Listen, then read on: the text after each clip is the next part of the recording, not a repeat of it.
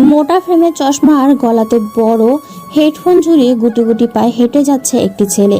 কোনো দিকে তার কোনো নজর নেই, কেবল ডান হাতে ধরা রসকসহীন অমিস্ট্রিট রসায়ন বইটি মেলে বিড়বিড় করে পড়তে পড়তে যাচ্ছে ছেলেটি। মাঝে মাঝে সামনে তাকিয়ে সে রাস্তা দেখে নিচ্ছে।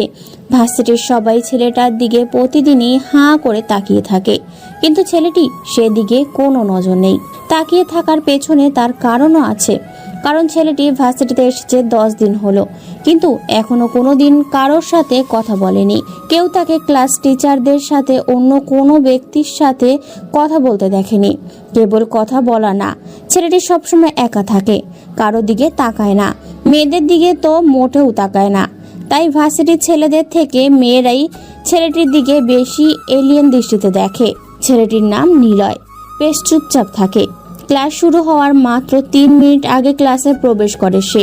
একদম শেষ দিকের বেঞ্চে যে চুপচাপ বসে থাকবে, আবার ক্লাস শেষ হলে সবার শেষে বের হবে।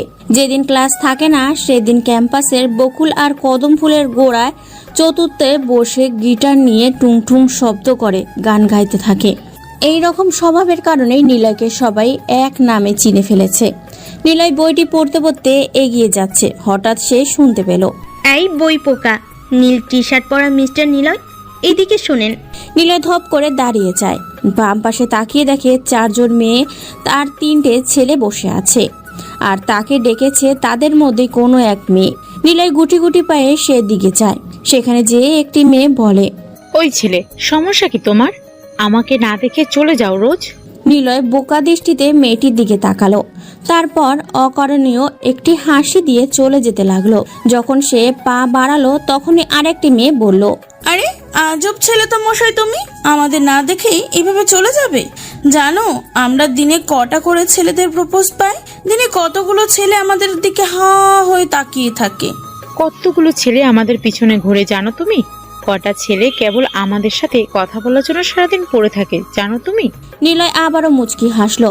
এবার মেয়েগুলো বেশ রাগী দৃষ্টিতে তাকালো নিলয়ের দিকে। সবাই বেশ বিরক্ত, কিন্তু ওরা যা বলেছে সবই সত্য। ভার্সিটির এরাই সবচাইতে বেশি সৌন্দর্যের অধিকারী। সব ছেলে মেয়ে এই কয়েকজনের কথা খুবই শোনে। ক্লাস কম করে এরা এখানে বসে আড্ডা দেয় আর র্যাগিং করতে থাকে ছেলে মেয়েদেরকে নিয়ে। নিলয় সবার দিকে একবার তাকিয়ে বলল, এরকম সাকচুনির সাথে আমি কথা বলি না। কি? নিলয় একটু জোরে হেঁটে ওদের থেকে দূরে চলে আসে। বেশ খানিকটা দূরে এসে সে দেখে মেয়েগুলো তখনও তার দিকেই তাকিয়ে আছে। মেয়েগুলো বেশ অবাক চোখে তাকায় নিলয়ের দিকে। নিলয় সোজা হয়ে কদম গাছের গোল চতুর্থে বসে। সেখান থেকে ভার্সিটির ক্যাম্পাসের লাগোয়া কাঠগোলাপ ফুলগুলো দেখতে থাকে। কি সুন্দর এই কাঠগোলাপগুলো, সাদা হলুদ গোলাপি রং মিশ্রিত এই ফুল। আমার খুব ইচ্ছে করে কেন ওর নাম কাঠগোলাপ হয়েছে। না, দেশে তাকে নানাভাবে ডাকা হয়, কিন্তু বাংলাদেশে কত সহজভাবে ডাকে মানুষ তাকে। সেখান থেকে উঠে ক্লাসের দিকে এগোতে থাকে। হঠাৎ হুড়মুড় করে কে যেন এসে নিলয়কে ধাক্কা দেয়। নিলয়ের সাথে ধাক্কা লেগে ছেলেটি পড়ে যায় মাটিতে। তখনই ছেলেটা বলে, ভাইয়া আমাকে বাঁচাও প্লিজ, ওরা আমাকে মেরে ফেলবে। নিলয় সামনে তাকিয়ে দেখে 4 জন লোক এই ছেলেটাকে মারতে এসেছে। নিলয় মুচকি হাসলো। ততক্ষণে পড়ে থাকা ছেলেটি নিলয়ের পিছনে এসে দাঁড়ায়। নিলয়ের হাসি দেখে 4 জন লোক বলে, এই ও কি কোনো গ্যাংস্টার নাকি যে তোকে আমাদের থেকে বাঁচাবে? আমি হলাম নাফিস রকিব ভাইয়ের লোক, তুই যা এখান থেকে। আমরা কিন্তু রকিব ভাইয়ের গ্যাংয়ের লোক, চুপচাপ ওকে রেখে চলে যা। নিলয় আবারও মুচকি হাসলো। মুচকি হাসির পেছনে অবশ্য এবার একটি প্রবর্তনীয় কারণও আছে।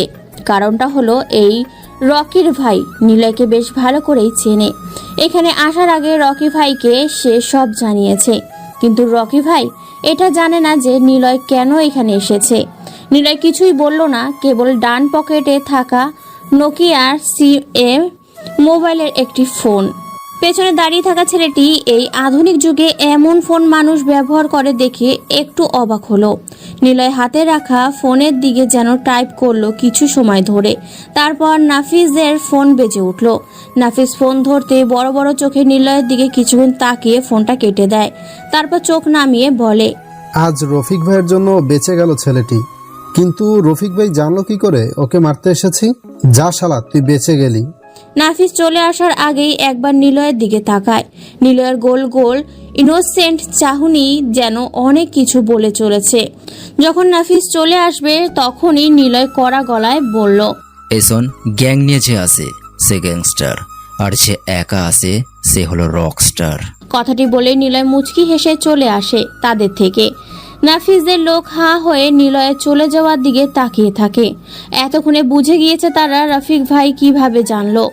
আসলে নিলয় ফোন বের করে রফিক ভাইকে ছোট্ট একটি মেসেজ দিয়েছিল।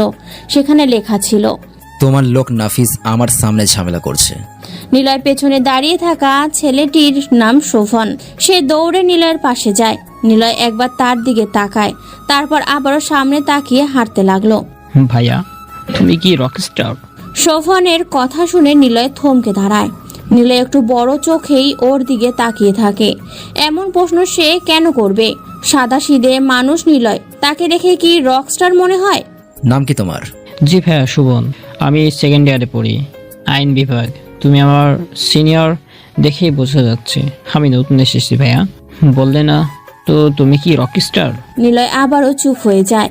বেশি কথা বলার লোক তার পছন্দ না, কিন্তু নিলয় জানে যারা বেশি কথা বলে তারা অনেক ভালো মনের মানুষ হয়। নিলয় ওর দিকে তাকিয়ে বলল, আমাকে কি দেখে তোমার রকস্টার মনে হয়? তোমার চোখ, তোমার মুখের এক্সপ্রেশন, তোমার হাঁটা, তোমার চুল, তোমার ইডিয়েট কিছু কিছু একটা রহস্যময় মাঝে আটকে আছে। তুমি যখন ওদের বলেছিলে যে গ্যাং নিয়ে আসে যে গ্যাংস্টার, কিন্তু যে একা আসে সে কেবল রকস্টার, তাই ভাবলাম যে তুমি কোনো রকস্টার কিনা। নিলয় মুচকি হাসলো। এই হাসির মাঝে কোনো কারণ নেই, তবে এটা ভেবে সে হাসছে যে ছেলেটা আসলেই আইনি ব্যাপারে ভালোই পারদর্শী। ঠিক তাকে চিনে ফেলতে যাচ্ছে। নিলয় প্রসঙ্গটি পাল্টে প্রশ্ন করলো, আমি আবির, অনার্স 4 ইয়ারে বাংলা বিভাগ। তা তোমাকে কেন ওরা মারছিল? আরে বলো না ভাইয়া, সে এক লম্বা ঘটনা। এই ভার্সিটির মেয়ে লিডার আছে না, ওই যে নিশি, ওর সাথে থাকে একটি মেয়ে নাম রাহি। তাকে না আমার খুব ভালো লাগে। তাকে একদিন বলেছিলাম, আমায় ভেবে পূর্ণিমার রাতে ছাদে এসে চাচ্ছ আকাশ দেখো, যদি খুব কি ক্ষতি হবে।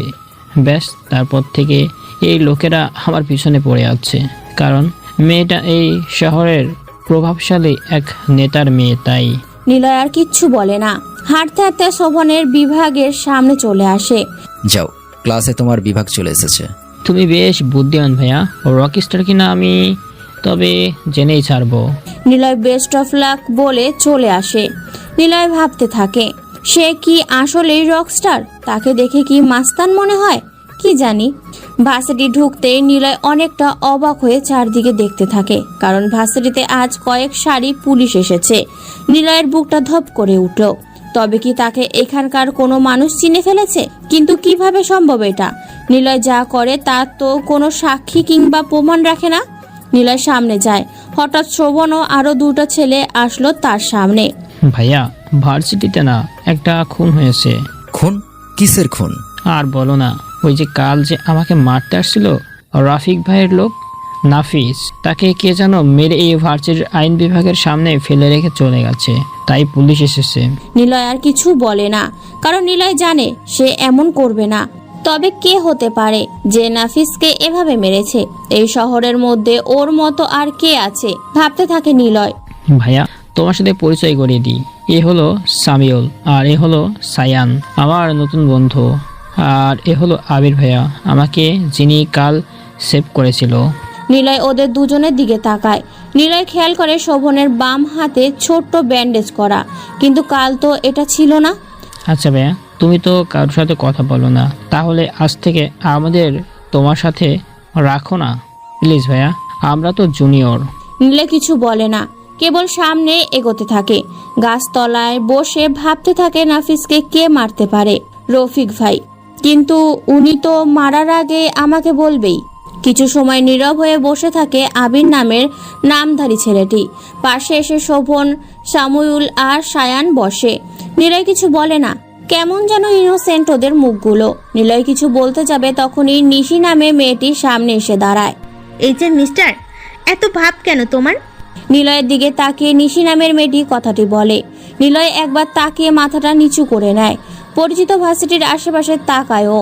এখানে আসার উদ্দেশ্য কেবল একটা নয়, অনেকগুলো কারণ আছে, তবে মেন কারণ একটা আগন্তুক যাকে নিলয় খুঁজে বেড়াচ্ছে। কি হলো, কানের সমস্যা? সমস্যা। আমাদের ভাইয়া মেয়েদের সাথে কথা বলে না, এখন জানতো। শোভন কথাটি বলে নিলয়কে টেনে নিয়ে চলে আসে সেখান থেকে। নিশি বোকার মতো তাকিয়ে থাকে সেদিকে। কি রে, কি বুঝলি? ছেলেটার সাথে প্রেম করব। হবে না রে। দেখা যাক। ওরা চলে যায়। নিলয় ভার্সিটি থেকে বের হয়ে আসে। লোক চোখের আড়ালে নিলয়ের থাকার জায়গাতে চলে আসে। সময়গুলো কেমন যেন থমকে গেছে নিলয়ের। সমাপ্ত থেকে আবারও যেন সূচনা হয়েছে। বদ্ধ অন্ধকার, চারদিকে ঝিঝি পোকার বিকট শব্দ। এক সলতে নিভু নিভু আলোর সংমিশ্রণে যেন লাল রক্তকালী দেবীর প্রতিমা তৈরি করেছে। বিদঘুটে চারদিক। নিলয় মাটিতে বসে আছে, চোখ দিয়ে অজস্র বিরামহীন পানি কপাল বেয়ে পড়ছে। পাশে দাঁড়িয়ে আছে মাসুম, শিয়াম আর রাফাত। তারা তিনজনও একদম চুপ হয়ে দাঁড়িয়ে আছে। নিলয়ের ডান হাতে থাকা কালো রঙের পিস্তল থেকে এখনো স্তব্ধ বের হওয়ার বুলেটের গন্ধ পাওয়া যাচ্ছে বেশ। নীরবতার চারদিকে ঝিঝি পোকাগুলো জট পাকিয়ে অন্তরীভূত কোলাহল বাঁধিয়ে আরো বিষাদ করে তুলেছে। নিলয় জোরে আত্মচিৎকার করে আকাশের দিকে মুখ তোলে। তারপর সামনে পড়ে থাকা লাশটার দিকে চক্ষু নরম দৃষ্টিতে তাকিয়ে বলে, আমার কি ভুল হয়েছিল? কি করেছিলাম আমি? তোকে ভালোবেসেছিলাম বলে? কথাটা শেষ করে আবারও ঠাস ঠাস করে দুটো গুলি মৃত লাশের বডিতে প্রবেশ করায়। তারপর উচ্চস্বরে হেসে দিয়ে বলে, আমার বন্ধু ছিলি না তুই? ভালোবাসতাম কাকে? এই রাকিবকে। আর তুই কিনা এমন করলি। পড়ে থাকা বডিটা নিলয়ের প্রিয় বন্ধু রাকিবের। রাকিবকে এখানে তুলে আনা হয়নি, বরং রাকিবকে এখানে খুঁজে পেয়ে নিলয় মেরে দিয়েছে। নিলয় আবারও কান্না করছে, বিড়বিড় করে বলতে থাকে, কি দোষ ছিল? কেন এমন করলি? আমি তো ছেড়েই দিয়েছিলাম মাস্তানি। ভাইয়া চলো, অনেক রাত হয়ে গেছে। নিলয়কে ধরে তোলে ওরা তিনজন। নিলয় চুপ হয়ে হাঁটতে থাকে। দূরেই দেখতে পায় একটি অবায়ক, সেই পরিচিত ছায়া। তবে মুখটা অচেনা নিলয়দের। সেই আগন্তুক যার জন্য নিলয় ভার্সিটিতে এসেছে। নীলাদ্রিকে খুঁজতে সে ভার্সিটিতে আবারও গিয়েছে। কারণ ভাইয়া রাকিবকে কেন মারলে? রাফাতের প্রশ্ন শুনে নিলয় থেমে যায়। গাড়ির দরজা খুলতে যাব তখনই রাফাত প্রশ্নটি করে। নিলয় রাফাতের দিকে তাকিয়ে চোখের পানি কয়েক ফোঁটা ফেলে দেয়। তারপর দরজা খুলে বাইরের দিকে মুখ করে বসে সিগারেট জ্বালায়। রাকিবের মৃত বডিটা দূর থেকে এখনো দেখা যাচ্ছে। নিলয় সেই দিকে তাকিয়ে বলে, নিলয় বেঈমানদের কখনো বাঁচিয়ে রাখে না। নে এই দেখ। কিছু ফটোগ্রাফ নিলয় তার বড় কোটের পকেট থেকে বের করে ওদের তিনজনের কাছে দেয়। সবাই দেখতে থাকে রাকিব একটি মুখোশধারী মেয়ের সাথে কথা বলছে। নিলয় বলে, এই মেয়েটা নীলাদ্রি। রাকিব মেয়েটাকে চেনে। আশরাফ সাহেবও সবটাই জানতো, কিন্তু তিনি চেয়েছিলেন আমি যেন সবকিছু খুঁজে বের করতে পারি। তিনি বেঁচে থাকলে হয়তো অনেক আগেই কাছের শত্রুদের মেরে ফেলতে পারতাম। নিলয় সিগারেটের শেষ করে। ফোনটা তখন বেজে ওঠে। স্ক্রিনের দিকে তাকিয়ে দেখে আফরিনের নাম্বার। নিলয় ফোন রিসিভ করে। ভাইয়া কাজ হয়ে গেছে? হুম। ওকে। আফরিন কল কেটে দেয়। আফরিন নিলয়ের হয়ে কাজ করছিল। আফরিনকে সেই দিন নিলয়ের লোকেরা তুলে এনেছিল। সেই দিনই জানতে পারে রাকিব নীলাদ্রিকে জানে, আর আফরিনের সাথে রাকিব ভালোবাসার গেম খেলছিল। আফরিন পরে জানতে পেরে নিলয়কে সবটা বলে। নিলয় বহুবার রাকিবের কাছে নীলাদ্রির কথা জানতে চেয়েছিল, কিন্তু সে বলেনি। রাকিবকে নিলয় মারতো না যদি না সে নিলয়ের সাথে বেইমানি করত। নিলয়ের ফোনটা আবারও বেজে ওঠে। তাকিয়ে দেখে অচেনা একটি নাম্বার থেকে কল এসেছে। নিলয় রিসিভ করে।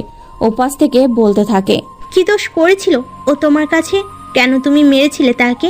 সে যদি অনেক বড় দোষ করে থাকে তাহলে আপনিও অনেক বড় দোষী মিস্টার নিলয়। তোমার সামনে তো রাকিবকে টোপ হিসাবে রেখেছিলাম, অস্ত্র নয়।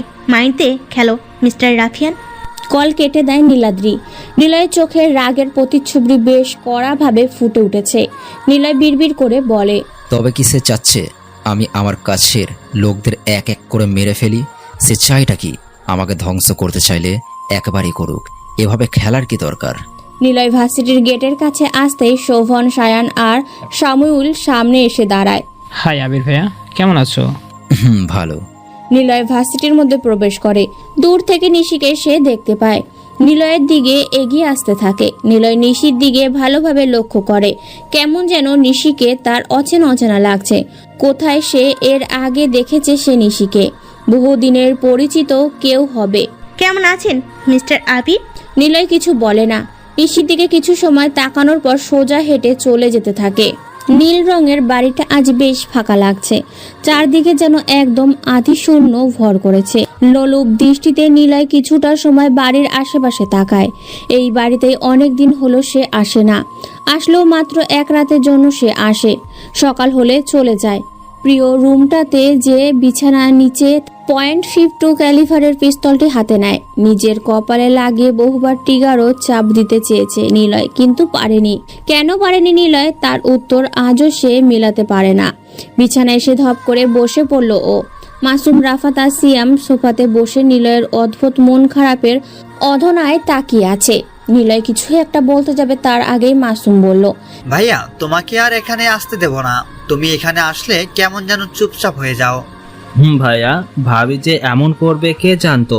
এইসব বাদ, চলো পুরো শহরটাকে আগন্তুকের মতো জ্বালিয়ে দিই, রাজত্ব করি চলো। নিলয় কিছু বলে না। ওদের দিকে তাকিয়ে ওদের পেছনে থাকা দেয়ালে নেহার সেই খরগোশ ছানা ধরে রাখা ছবিটা নিলয়ের চোখে পড়ল। চোখের পলককে বাধা প্রস্তুত করে কিছুক্ষণ তাকিয়ে থেকে বলল, এখানে আসলে কেমন যেন একটা হালকা লাগে। না লাগে না, এখানে আসলে তুমি নিয়া ভাবির কথা খুব করে মনে করো। ওর সাথে কাটানোর সময়গুলো তোমাকে দমড়ে মুছে শেষ করে দেয়। প্লিজ আর আসবে না। যা হয়েছে সেটা না হয় বাদ দাও। মাসুমের কথা শুনে নিলয় হাসে। কাছের মানুষ বলতে মাসুম, রাফাত আর সিয়াম ছাড়া ওর কেউ নেই। আর সামনে ঢাকা সিটির মেয়রের নির্বাচন। সেখানে নিলয় মাসুমের সিলেক্ট করিয়েছে নির্বাচন করতে।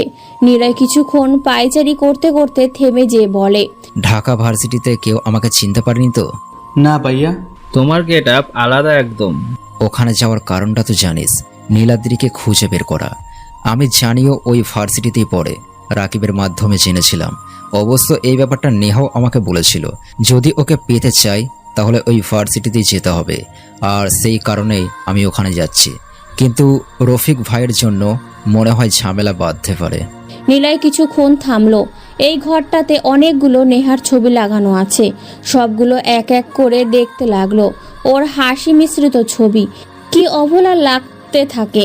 কিন্তু কে জানতো এই মিষ্টি হাসির পেছনে লুকিয়ে থাকবে এমন একজন। নিলয় মুচকি হাসলো। সবাই ওর হাসির দিকে তাকিয়ে আছে। কেন সে এইভাবে হাসছে কেউ তা জানার চেষ্টা করছে না।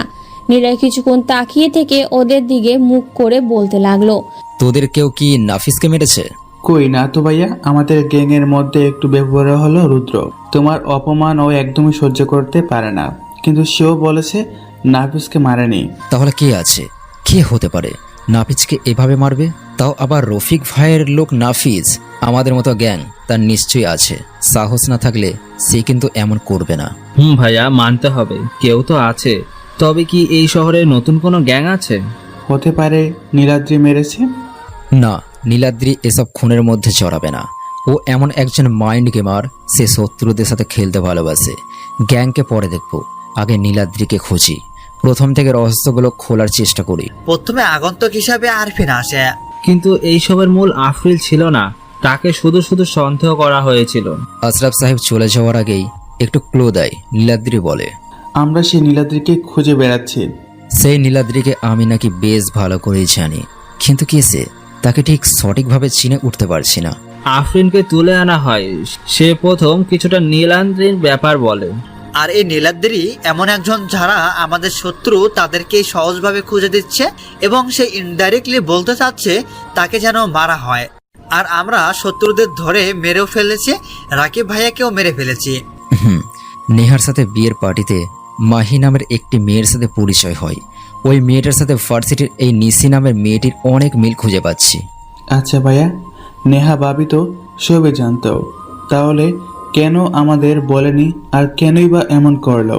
বাদ দে এখন। নেহা ভাবি বলেছিল নীলাদ্রিকে পেতে হলে ভার্সিটিতে যেতে হবে। তার মানে নীলাদ্রি ওই ভার্সিটিতেই আছে। গোয়েন্দার মতো নিলয় পেছনে হাত দিয়ে কয়েকবার পায়চারি করলো।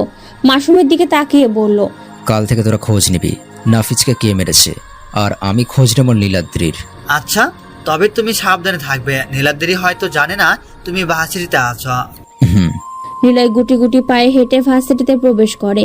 নিশি নামের মেয়েটির সামনে এসে দাঁড়ায়। নিলয় চোখ তুলে খানিকটা তাকিয়ে পাশ কাটিয়ে চলে যাবে, তখনই নিশি বলে, আবির সাহেব এত অ্যাটিটিউড কেন? নিলয় দাঁড়িয়ে যায়। নিশির দিকে তাকিয়ে মুচকি এক হাসি দেয়। নিলয় কিছু বলতে যাবে, তখনই সে দেখতে পায় একটি জিপ করে কয়েকজন ছেলে আর একজন বাইকে করে ভার্সিটিতে প্রবেশ করছে। ভার্সিটির সবাই বলতে গেলে সব ছেলে ওদেরকে দেখে ক্লাসের দিকে দৌড়ে চলে যেতে লাগলো। নিলয় কিছুটা সময় অপরিচিত লোকগুলোর দিকে তাকিয়ে রইল। হারামিগুলো আবার আসছে। নিশির দিকে তাকায় নিলয়। নিশির মুখ থেকে এমন কথা শুনে খানিকটা অবাক হয়। তার মানে এরা ভার্সিটির পরিচিত লোক, কিন্তু তাদেরকে এভাবে কেন বলা হচ্ছে নিলয় তা জানে না। নিলয় নিশির সামনে থেকে চলে আসে কয়েক ধাপ। তখনই বাইকে বসা ছেলেটি নিশির চারপাশে ঘুরে চক্কর মারতে থাকে। দেখো আরিফ, ভালো হবে না কিন্তু। যেদিক দিয়ে এসেছিস সেদিক দিয়ে চলে যা। নিলয় ঘুরে তাকায়। আরিফ নামে ছেলেটি বাইক থেকে নামে। জিপটাও থেমে যায়। আরিফ বাইকের থেকে নেমে একটা সিগারেট চালায়, তারপর নিশির দিকে তাকিয়ে বলে, আমাকে কি বলছিলি মনে আছে তোর? আরিফ, তুই আমার সামনে থেকে যা বলছি। আর নিশি সেম ক্লাসে, কিন্তু আরিফ হচ্ছে এই ঢাকা শহরের সবচাইতে পরিচিত একটি মুখ। কারণ আরিফ একসাথে রাজনীতি করে, আবার বেশ উচ্চপদস্থ মাস্তানও বটে। নিশিকে সে ভালোবাসতে চায়, কিন্তু নিশি তার কোনো সুযোগ দেয় না। এর কারণ আরিফ জামাকাপড়ের মতো মেয়ে বদল করে। আরিফ আবারও বলে, তুই না বলছিলি তোকে ভালোবাসি বললে এর ফল ভালো হবে না? তাহলে শোন, আমি তোকে ভালোবাসি আর তোকে তুলে নিয়ে যেতে চাই। তোর বাপ নয়ন চৌধুরী আর তোর ভাই শরীফ চৌধুরী না আমার কিছুই করতে পারবে না। নিলয় বোকার মতো তাকিয়ে থাকে। আরিফের কাছ থেকে সোনার নাম দুটোর সাথে নিলয় অনেক আগেই পরিচিত, কিন্তু ওনাদের সাথে নিলয়ের কোনোদিনও কথা হয়নি। কেবল আশরাফ সাহেবের মুখ থেকে দুজনের কথা শুনেছিল, সিআইডি অফিসার শফিক চৌধুরী আর সাংবাদিক নয়ন চৌধুরী। দুটো নাম বেশ পরিচিত নিলয়ের কাছে, আর এই দুটো নাম জড়িয়ে আছে নীলাদ্রি নামের সেই আগন্তুক মেয়েটির সাথে। তার মানে নিলয় দুয়ে দুয়ে চার ভেবে নিল নিশির দিকে এগোতে থাকে। আরিফ নিশির হাত ধরতেই নিশি বলে, দেখ আরিফ, শত্রুতা তোর আর আমার। এখানে না আমার বাবা না ভাই আসবে। ভালোভাবে বলছি, আমার থেকে দূরে থাক, না হলে কি? মেয়ে মানুষ এত দিমাগ নিয়ে চলা ঠিক না। না হলে তোকে কিন্তু তোর এই রূপের অহংকারের ফল পেতে হবে। আরিফ, হাত ছাড়। আরিফ নিশির হাত বেশ শক্ত করেই ধরে। নিলয় পাশে এসে দাঁড়ায়। নিলয়ের দিকে আরিফ কিছু সময় তাকিয়ে থেকে বলে, আব্বে তুই কে? কি হলো, কথা বলছিস না কেন? বোন নাকি? ও মেটার জন্য দরদ জমে গেছে নাকি? এই জিশান দেখ, নায়ক আসছে, শালাটাকে বানা, আমি ওরে দেখছি। জিপ থেকে ছেলেগুলো নামতেই সবাই শুনতে পায় একটি হুইসেল। গেটের দিকে তাকিয়ে দেখে দুটো জিপে করে 17-18 জন পুলিশ ভার্সিটিতে প্রবেশ করছে। আরিফ নিশির হাত ছেড়ে দেয়। জিসানও থেমে যায়। আরিফ নিশি আর নিলয়ের দিকে রাগী চোখে তাকিয়ে থাকে কয়েক মিনিট। পুলিশগুলো চলে এসে ওদের ঘিরে দাঁড়ায়। আরিফের দিকে তাকিয়ে নিশি বলে, তোকে না বলেছিলাম আমার হাতটা ছাড়, কথা শুনলি না। তোকে তো আমি পরে। সবাই ভার্সিটির গেটের দিকে তাকায়। কালো রঙের বড় একটি গাড়ি ভার্সিটির মেন গেট ক্রস করে নিলয়দের দিকে এগিয়ে আসে। কয়েক সেকেন্ড পরে গাড়িটা তাদের থেকে কয়েক হাত দূরে এসে দাঁড়ায়। গাড়ির দরজা খুলে কালো স্যুট টাই পরা একজন ব্যক্তি নামলো। নিলয় নিশির দিকে তাকায়। নিশি মুচকি হাসে। নিলয় লোকটাকে বেশ ভালো করেই চেনে। সিনিয়র সিআইডি অফিসার শরীফ। ছদ্মবেশী নিলয়কে এখানে কেউ না চিনলেও নিলয় কিন্তু সবাইকে চেনে। অফিসার এটাকে নিয়ে যান। শরীফ সাহেব কথা মতো পুলিশরা আরিফকে নিয়ে চলে যায়। নিশে এসে শরীফকে জড়িয়ে ধরে বলে, তোকে কে ফোন দিল? তোর উপর আমার নজর থাকে সবসময়, কেউ ফোন দেয়নি, নিজে এসেছে। তুমি পারো বটে ভাইয়া। তো ছেলেটাকে? নিলয় এতক্ষণ হাবার মতো সেখানেই দাঁড়িয়েছিল, তাই শরীফ সাহেব নিলয়ের দিকে তাকিয়ে কথাটি বলল। নিলয় আজ হুট করেই সব কিছু পেয়ে যাবে ভাবতেই পারেনি। নীলাদ্রিকে খোঁজার সে কতটাই না চেষ্টা করেছে, অথচ সেই নীলাদ্রিকে আগেই চিনত, আগে তার সাথে পরিচিত ছিল। খুব বুদ্ধিমান মেয়েটা, কিন্তু এভাবে ধরা দেবে নিলয় তা ভাবতেও পারেনি। ও ভাইয়া, ওর নাম আবির, নতুন এসেছে, খুব ভালো ছেলে, কথা কম বলে। আর যখন আমার সাথে ঝামেলা করেছিল তখনও এগিয়ে আসে। হ্যালো, দেখে তো মনে হয় না। তুমি আরিফের মতো ছেলের সাথে ফাইট করতে পারবে। তোমার যা লুক তাতে করে মনে হয় বড় জোর মশা মারতে পারবে। সরি, মজা করলাম। তবে এটা সত্য, কিন্তু তোমার দেখে মনে হয় না তুমি সত্যি আরিফের সামনে এসেছিলে আমার বোনকে বাঁচাতে। মুচকি হাসে। নিলয়ের মুচকি হাসির কারণ শরীফ সাহেবের কথা। কারণ এই শরীফ সাহেব তো আর জানে না এই নিলয়কে। ওরকম আরিফ কেন, এরকম সিআইডি অফিসারও কখন যে মাটিতে পড়ে থাকবে তা কেউ জানে না। নিলয়ের সাথে কিছুটা সময় কথা বলে বিদায় নেয় ওরা। নিলয় ক্যাম্পাসের মধ্যে গাছের নিচে বসে পড়ে। নিলয় হাসে, তবে শব্দহীন হাসি, যা সবাই দেখলেও শব্দ শুনতে পারবে না। নীলাদ্রিকে সে পেয়েছে, এইবার পালা নেহার। কিন্তু আমার সাথে কেন এমনটা করলে? আমি কিছু করিনি, সবটা তোমার ভাগ্য। ভাগ্য? আমার ভাগ্য আসলেই দুর্ভাগ্য। কিন্তু তুমি কেন এমন করলে? এইসব বাদ, তোমাকে মারিনি কারণ তোমাকে ভালোবাসি নিলয়, তোমাকে ভালোবাসি, তোমাকে ভালোবাসি। ধরফর করে ঘুম থেকে ওঠে নিলয়। বিছানা আধা ফাঁকা জায়গাতে হাত দিয়ে নেহাকে খোঁজার ব্যর্থ চেষ্টা করলো নিলয়। তারপর খট করে উঠে টেবিলে থাকা পানির জগ থেকে গ্লাসে পানি ঢেলে ঢকঢক করে খেয়ে নিল। এরপর কিছুটা সময় লাগলো নিলয়কে নেহাকে নিয়ে স্বপ্ন দেখছিল তা বোঝার জন্য। জোরে এক নিঃশ্বাস ছেড়ে নিয়ে ফোনটা বের করে স্ক্রিনে নেহার হাস্যোজ্জ্বল ছবিটার দিকে তাকিয়ে থেকে মনে করার চেষ্টা করতে লাগলো নেহা নিলয়কে ছেড়ে যাওয়ার ঘটনাগুলো। নেহা দাঁড়িয়েছিল ব্যালকনিতে বৃষ্টি আসার অপেক্ষায়। নিলয়ের হাত ধরে বৃষ্টিতে ভিজবে তারা। নেহাকে অবাক করে দিয়ে সেই দিন ঝুম বৃষ্টি আসে প্রকৃতিতে। নেহা একাই বৃষ্টিতে ভিজলেও নিলয়কে নিয়ে এর আগে কোনোদিনও সেই বৃষ্টিতে ভেজেনি। নিলয় ব্যালকনিতে এসে দাঁড়ায়। নেহা হাত ধরে সেই দিকে বৃষ্টিতে ভেজে। অনেকটা সময় বৃষ্টির পানিতে গা ভাসিয়ে ভালোবাসার স্মৃতি বিস্মরণ করে। সারাদিনে বৃষ্টিতে ভালোবাসা বিলাসের পর ফিরে আসে বাড়িতে। সেই দিন রাতটা ছিল নিলয়ের যেন স্বপ্নের রাত। নিলয় খুব কাছাকাছি আসে নেহার। সেই দিন রাতে নিলয় যেন বেশ আরামে ঘুমিয়ে থাকে। ভোর রাতের দিকে হঠাৎই নিলয় শুনতে পায় মাইকের শব্দ। আর মোড়া ভেঙে চোখ মেলতেই সামনের দেয়ালে থাকা দেয়াল ঘড়িটার দিকে চোখ যায় নিলয়ের। তখন রাত 4টে বাজে। সারা রাত ভালোবাসায় মিশ্রিত দুজন মানুষ গল্প করে খানিকটা আগে ঘুমিয়েছিল। নিলয়ের চোখে তখনও ঘুমের রেশ লেগে আছে। নিলয় আবারও শুনতে পায় হ্যান্ড মাইকের শব্দ। কেউ যেন বিকট শব্দে বলছে, নিলয়, পালানোর চেষ্টা করো না, পুলিশ তোমাকে সব দিক দিয়ে ঘিরে রেখেছে, জলদি বাইরে এসে আত্মসমর্পণ করো। নিলয় বেশ কিছু সময় অবাক হয়ে চারপাশটা ভালো করে দেখতে থাকে। এক মুহূর্তের জন্য নিলয় ভেবে নিয়েছে সে কোনো নতুন জায়গাতে এসেছে কিনা। চেনা জায়গাটাও কেমন যেন তার কাছে অচেনা লাগতে শুরু করেছে। নিলয় বিছানা ছেড়ে জানলার দিকে যায়। নিলয় জানলার কালো পর্দা হালকা তুলে তাকিয়ে দেখে বাড়ির সামনে অনেক পুলিশ দাঁড়িয়ে আছে। কিছু সময় বোবা হয়ে দাঁড়িয়ে নিলয় নিজের মনে মনে বলে ওঠে, আমার বিরুদ্ধে তবে কি নীলাদ্রি সব প্রকাশ করে দিল? কিন্তু এভাবে সে প্রকাশ করবে ভাবতে পারিনি। নেহাকে এক্ষুনি সরিয়ে ফেলতে হবে। কথাগুলো ভাবতে ভাবতে নিলয় বিছানার দিকে তাকায়। এতক্ষণ নেহা সেখানেই ঘুমোচ্ছিল, কিন্তু নিলয় দেখে সেখানে কেউ নেই। নিলয় কোনো কথা বলে না। বিছানায় থাকা বালিশের পাশে ফোনটা হাতে নিয়ে মাসুমকে কল দেয়, কিন্তু ফোনটা বেজে চলেছে, তবুও কেউ রিসিভ করে না। একে একে রাফাত, সিয়াম সবাইকে কল দেয় নিলয়, কিন্তু কেউ রিসিভ করে না। নিলয় যেন কথামিত চাহনি দিয়ে আবারও জানলার কাছে যেয়ে দেখতে থাকে। আবারও শুনতে পায়, নিলয়, জলদি আত্মসমর্পণ করো। নিলয় বিছানার কাছে এসে পিস্তলটি বের করে। তখনই শুনতে পায় দরজার কড়া নাড়ার শব্দ, ঠক ঠক ঠক। নিলয় চমকে যায়। হাতের পিস্তলটি সেভ করে একবার ভালো ভাবলো দরজার সামনে কোনো পুলিশকে ধরে মাথায় পিস্তল ঠেকিয়ে ব্ল্যাকমেল করে এখান থেকে বের হবে। আবারও ভাবলো যদি তারা সবাই দরজা খোলার সাথে সাথে গুলি করে। নিলয় কিছুক্ষণ পিস্তল হাতে দাঁড়িয়ে থাকে। ঘড়িটার দিকে চোখ যায়। শান্ত মস্তিষ্কের মানুষটা কেমন যেন অশান্তভাবে রুমের মধ্যে পায়চারি করছে।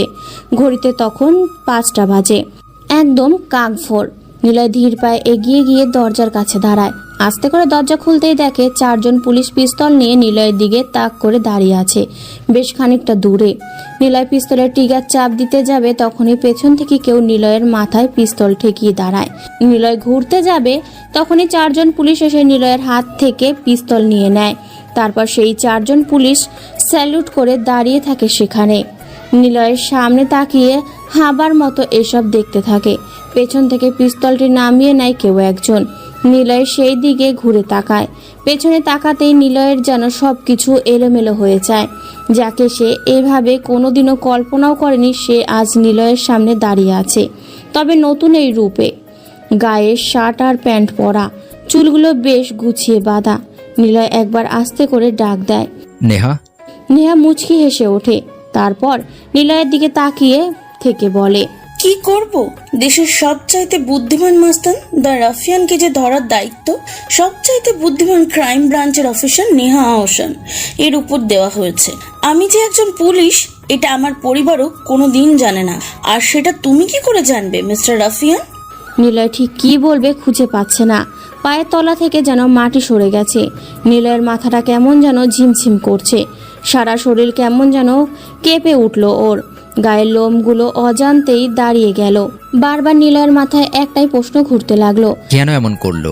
কেন তাহলে ভালোবাসা নামক প্রজাপতিকে নিয়ে খেলা করলো? কেন এত নাটক করলো? নিলয় প্রশ্নগুলো করে না। আসলে নিলয়ের গলা দিয়ে কথা বের হচ্ছে না।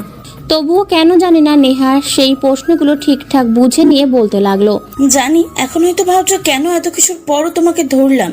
আসলে নীলাদ্রি তো হলো আমার ইনফরমার, আর ও তোমার এক সময়ের আত্মীয় ছিল। নেহা থামে। নিলয়ের চোখ বেয়ে কখন যে পানি গড়িয়ে পড়তে লাগলো নিলয় তার টের পায়নি। নিলয়ের পাশে 4 জন পুলিশ পিস্তল হাতে নিলয়ের দিকে তাক করে দাঁড়িয়ে আছে।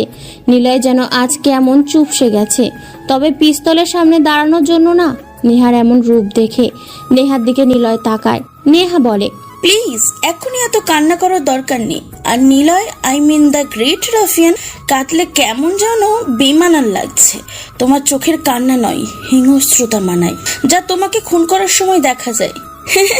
অবাক হচ্ছ নিশ্চয়।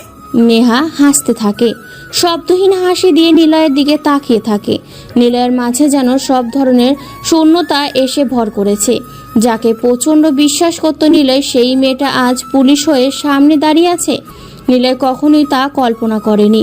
নেহা আবারও বলে, আমি সবটা জানি, কেবল জানতাম না তোমার মাস্তানিতে আসার গল্পটা, জানতাম না তোমার মিমিকে মারার গল্পটা। তবে এটা জানতাম তোমার সাথে মিমি জড়িয়ে আছে, ও ছিল আমার জুনিয়র অফিসার। আচ্ছা থাক, একটু পরেই সব খুলে বলি। এখন তোমার সাথে একটু প্রেম করা যাক মিস্টার রাফিয়ান। নেহা কথাগুলো বলে আবারও হাসতে থাকে। এর পাটা যেন কেমন অস্থির হয়ে কাঁপতে থাকে। ভয় নয়, কেমন যেন গুজবাম হয়ে সবটা এলোমেলো হয়ে যাচ্ছে। নিলয় অনেক কিছু বলতে যেও কিছু বের হচ্ছে না মুখ থেকে। আকস্মিকতার অবাকতা নিলয়ের কথা যেন একদমই হারিয়ে গেছে।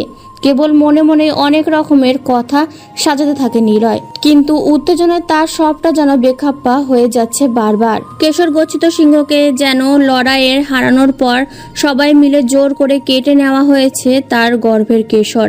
সে না পারছে তার জাতির সাথে থাকতে, না পারছে একা হতে। নিলয়ের অবস্থাটাও ঠিক একই রকম। নেহার দিকে বিদঘুটে দৃষ্টিতে তাকায় নিলয়। যা কোনো দিন এমন করবে নিলয় তা ভাবেনি। কখনোই নেহার দিকে সে এভাবে তাকায়নি। নিলয়ের তাকানোর মাঝে ছিল ভালোবাসা আর মায়া, যা নেহার জন্য সর্বদাই উচ্ছ্বসীল। কিন্তু আজ নেহা হাসতে হাসতে বলে, ভিতরে আসো মিস্টার নীলয় সাহেব। নিলয়ের পা যেন চলে না। পেছন থেকে 4 জন পুলিশ নিলয়ের হাতে হ্যান্ডকাপ পরিয়ে দেয়। তারপর নেহাকে স্যালুট করে ওরা চলে যায়। নেহা বিছানার ওপরে থাকা নিলয়ের সিগারেটের প্যাকেট থেকে 2টো সিগারেট বের করে। নিলয় অবাক চোখে তাকিয়ে থাকে সেদিকে। নেহা একটা সিগারেট জ্বালায়। নিলয় হাঁ হয়ে নেহার দিকে তাকিয়ে আছে। যে মেয়ে দুধ খেতে চাইতো না, আজ সেই মেয়ে নিজে সিগারেট জ্বালিয়ে নিজের ঠোঁটে রেখে টানতে ব্যস্ত। নেহা আর একটা সিগারেট জ্বালিয়ে নিলয়ের দিকে বাড়িয়ে বলে, এই নাও খাও, তুমি তো সিগারেট খাও, নাও এটা। উফ, তোমার তো হাত খোলাই নেই। যাকে আমি খাই আর তুমি গল্প শোনো। নেহার মুখের হাসিটা নিলয় আর এক মুহূর্ত সহ্য করতে পারছে না। আজ যেন নিলয়ের সব শক্তি নেহা নামে মেয়েটি কেড়ে নিয়েছে। নেহা আবারও বলে, প্রায় রাতেই দেখতাম তোমাকে কালো কোট পরে বাইরে যেতে। তোমার কাছে থাকতো পিস্তল, আর আমি তখনই নীলাদ্রিকে বলতাম খোঁজ নিতে। সেই বলতো তুমি কখন কাকে কিভাবে মার্ডার করতে। যখন তুমি বাড়িতে আসতে তখনও জেগে থাকতাম আমি। তোমার প্রতিটা পদক্ষেপ আমার চেনা। তুমি লুকিয়ে পিস্তল রাখতে পারো, আর আমি কেন পারবো না পরিচয় লুকিয়ে রাখতে? তোমার বাড়িতে বসেই সব কিছু জানতাম আমি। তোমার ব্যাপারের উপর লেভেলে যেভাবে আমাকে বলা হয়েছিল, তোমাকে দেখার পর মনে হয়েছিল আসলে তুমি ঠিক ওরকম না, ভয়ঙ্কর একজন মানুষ হিসাবে তোমাকে জানতাম। কিন্তু তোমাকে দেখে প্রথমেই ভেবেছিলাম you are a chocolate boy, but তুমি সেরকম নও। তোমাকে অনেক পুলিশ আগেই ধরতো, কিন্তু তোমাকে প্রমাণের অভাবে ধরতে পারতো না। তবে আজ প্রমাণ আছে, সাক্ষী আছে। জানো সে কে? সে হলো নীলাদ্রি। তোমার ক্রাইমের সব প্রমাণ ওর কাছে আছে, আর ও আজই আমাকে সব দেবে। তাই আর দেরি করলাম না, তোমাকে ধরেই নিলাম। নিলয় হাসল। চারপাশের সকালের আলো উদয়মান হয়ে নিজের অস্তিত্ব জানান দিচ্ছে। নিলয়ের হাসির দিকে নিহাত তাকিয়ে একটু অবাক হয়। এমন অবস্থায় কেউ হাসতে পারে নিহাত তা জানা ছিল না। নিলয় বলে, আমাকে মেরে ফেলো। কেন? আমি বেঈমানদের বাঁচিয়ে রাখি না। আগে তুমি বের হও। বের তো হবই, তার আগে জানতে চাই সবটুকু। কেন এমন করলে? নেহা উঠে পায়চারি করে কয়েকবার। নিলয়ের সাথে তার পরিচয়ের বেশ কয়েকদিনে, কিন্তু নিলয়ের এই হাসির সাথে নেহা একদমই পরিচিত নয়। নেহা এই কয়েকদিনে জেনে নিয়েছে নিলয় কারণ ছাড়া হাসে না, তাই নিজেকেই সংযত রেখে পকেট থেকে ফোন বের করে নীলাদ্রিকে কল দেয়।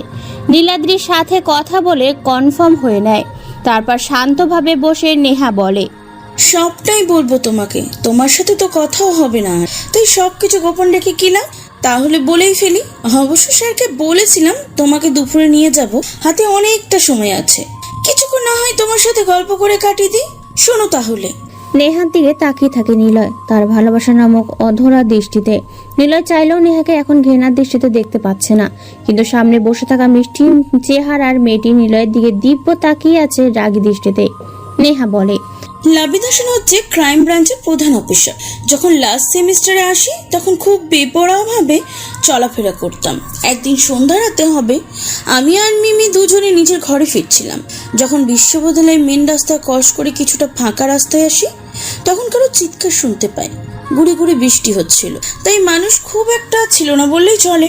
যখন সেই চিৎকারের রহস্য উদ্ঘাটন করতে যায়, তখনই সেখানে যেয়ে দেখি ময়লা জায়গায় ট্রেনে কেউ পড়ে আছে। আমি আর মিমি খানিকটা অবাক হই। লোকটা বারবার মৃদু চিৎকার করে বলছিল, কেউ আছেন, আমাকে একটু সাহায্য করুন। লোকটাকে কোনো দিন দেখিনি, আমরা চিনিও না। গায়ে ছিল পুলিশের পোশাক, তাই প্রথমে মনে করে নিয়েছিলাম পুলিশের ঝামেলাতে জড়ানো কোনো দরকার নেই। কিন্তু লোকটার আত্মচিৎকার আমাকে কেমন ভাবিয়ে তোলে।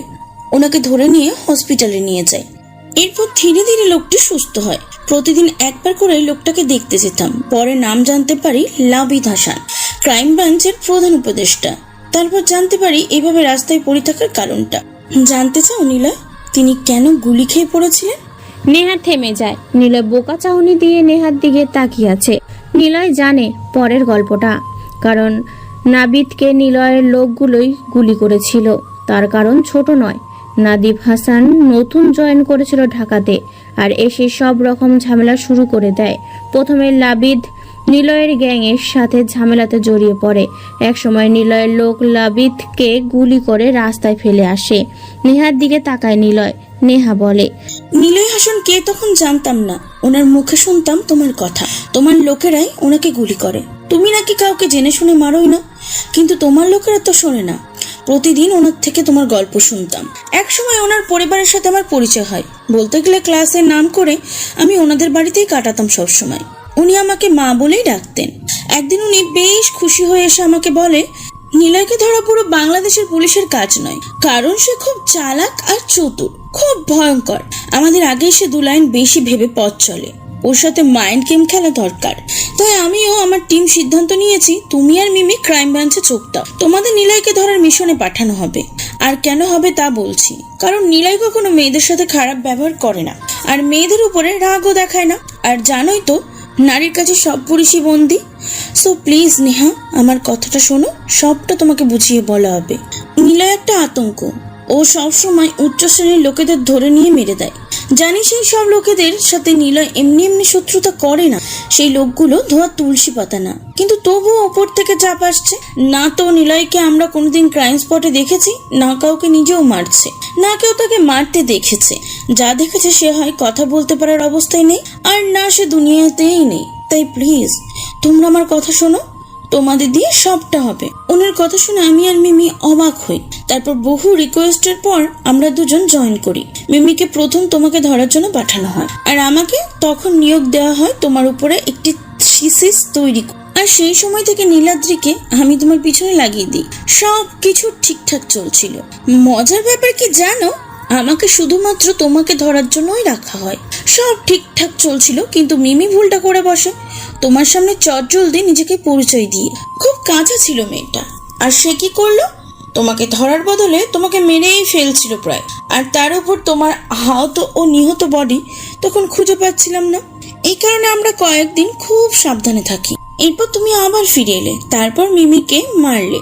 আমরা আরো সাবধান হয়ে যাই, আর তোমাকে ধরার কোনো প্ল্যানই কাজে আসছিল না। একসময় জানতে পারি আমার আব্বুর সাথে তোমার বেশ সখ্যতা। ব্যাস, প্ল্যান পেয়েও গেলাম, কেবল সঠিক সময় আসছিল না। একদিন কাকতালীয় ভাবে সেই সময়টা চলে আসে। বাড়ি থেকে বেরোতেই তুমি নিজেই আমাকে তুলে নিয়ে এলে। তুমি আমাকে গাড়িতে তুলে আনছিলে ঠিক, আর তোমার গাড়ির পিছনে পুলিশের গাড়িও ছিল, এটাও সত্য। তোমার প্রতিটা পদক্ষেপ আমি জানতাম। ধীরে ধীরে তোমার সাথে একদম সাধারণভাবে মিশে যাই। কেবল অপেক্ষাতে ছিলাম তোমার ব্যাপারে পুরো প্রমাণ কবে আমার হাতে আসবে। ব্যাস, সেটা আজই পেয়ে যাব, তাই তোমাকে ধরে নিতে হলো। নিলয় কোনো কথা বলে না, কেবল নির্বিকার দৃষ্টিতে তাকিয়ে রইল নেহার দিকে। নিলয় নিজেও জানে না কিভাবে তাকে ধরা হবে, আর কবেই বা টপ মাস্তানির খাতায় নিলয়ের নাম সবার আগে উঠে থাকবে কে জানতো। কিন্তু নেহাকে এভাবে সে কখনোই কল্পনাও করেনি।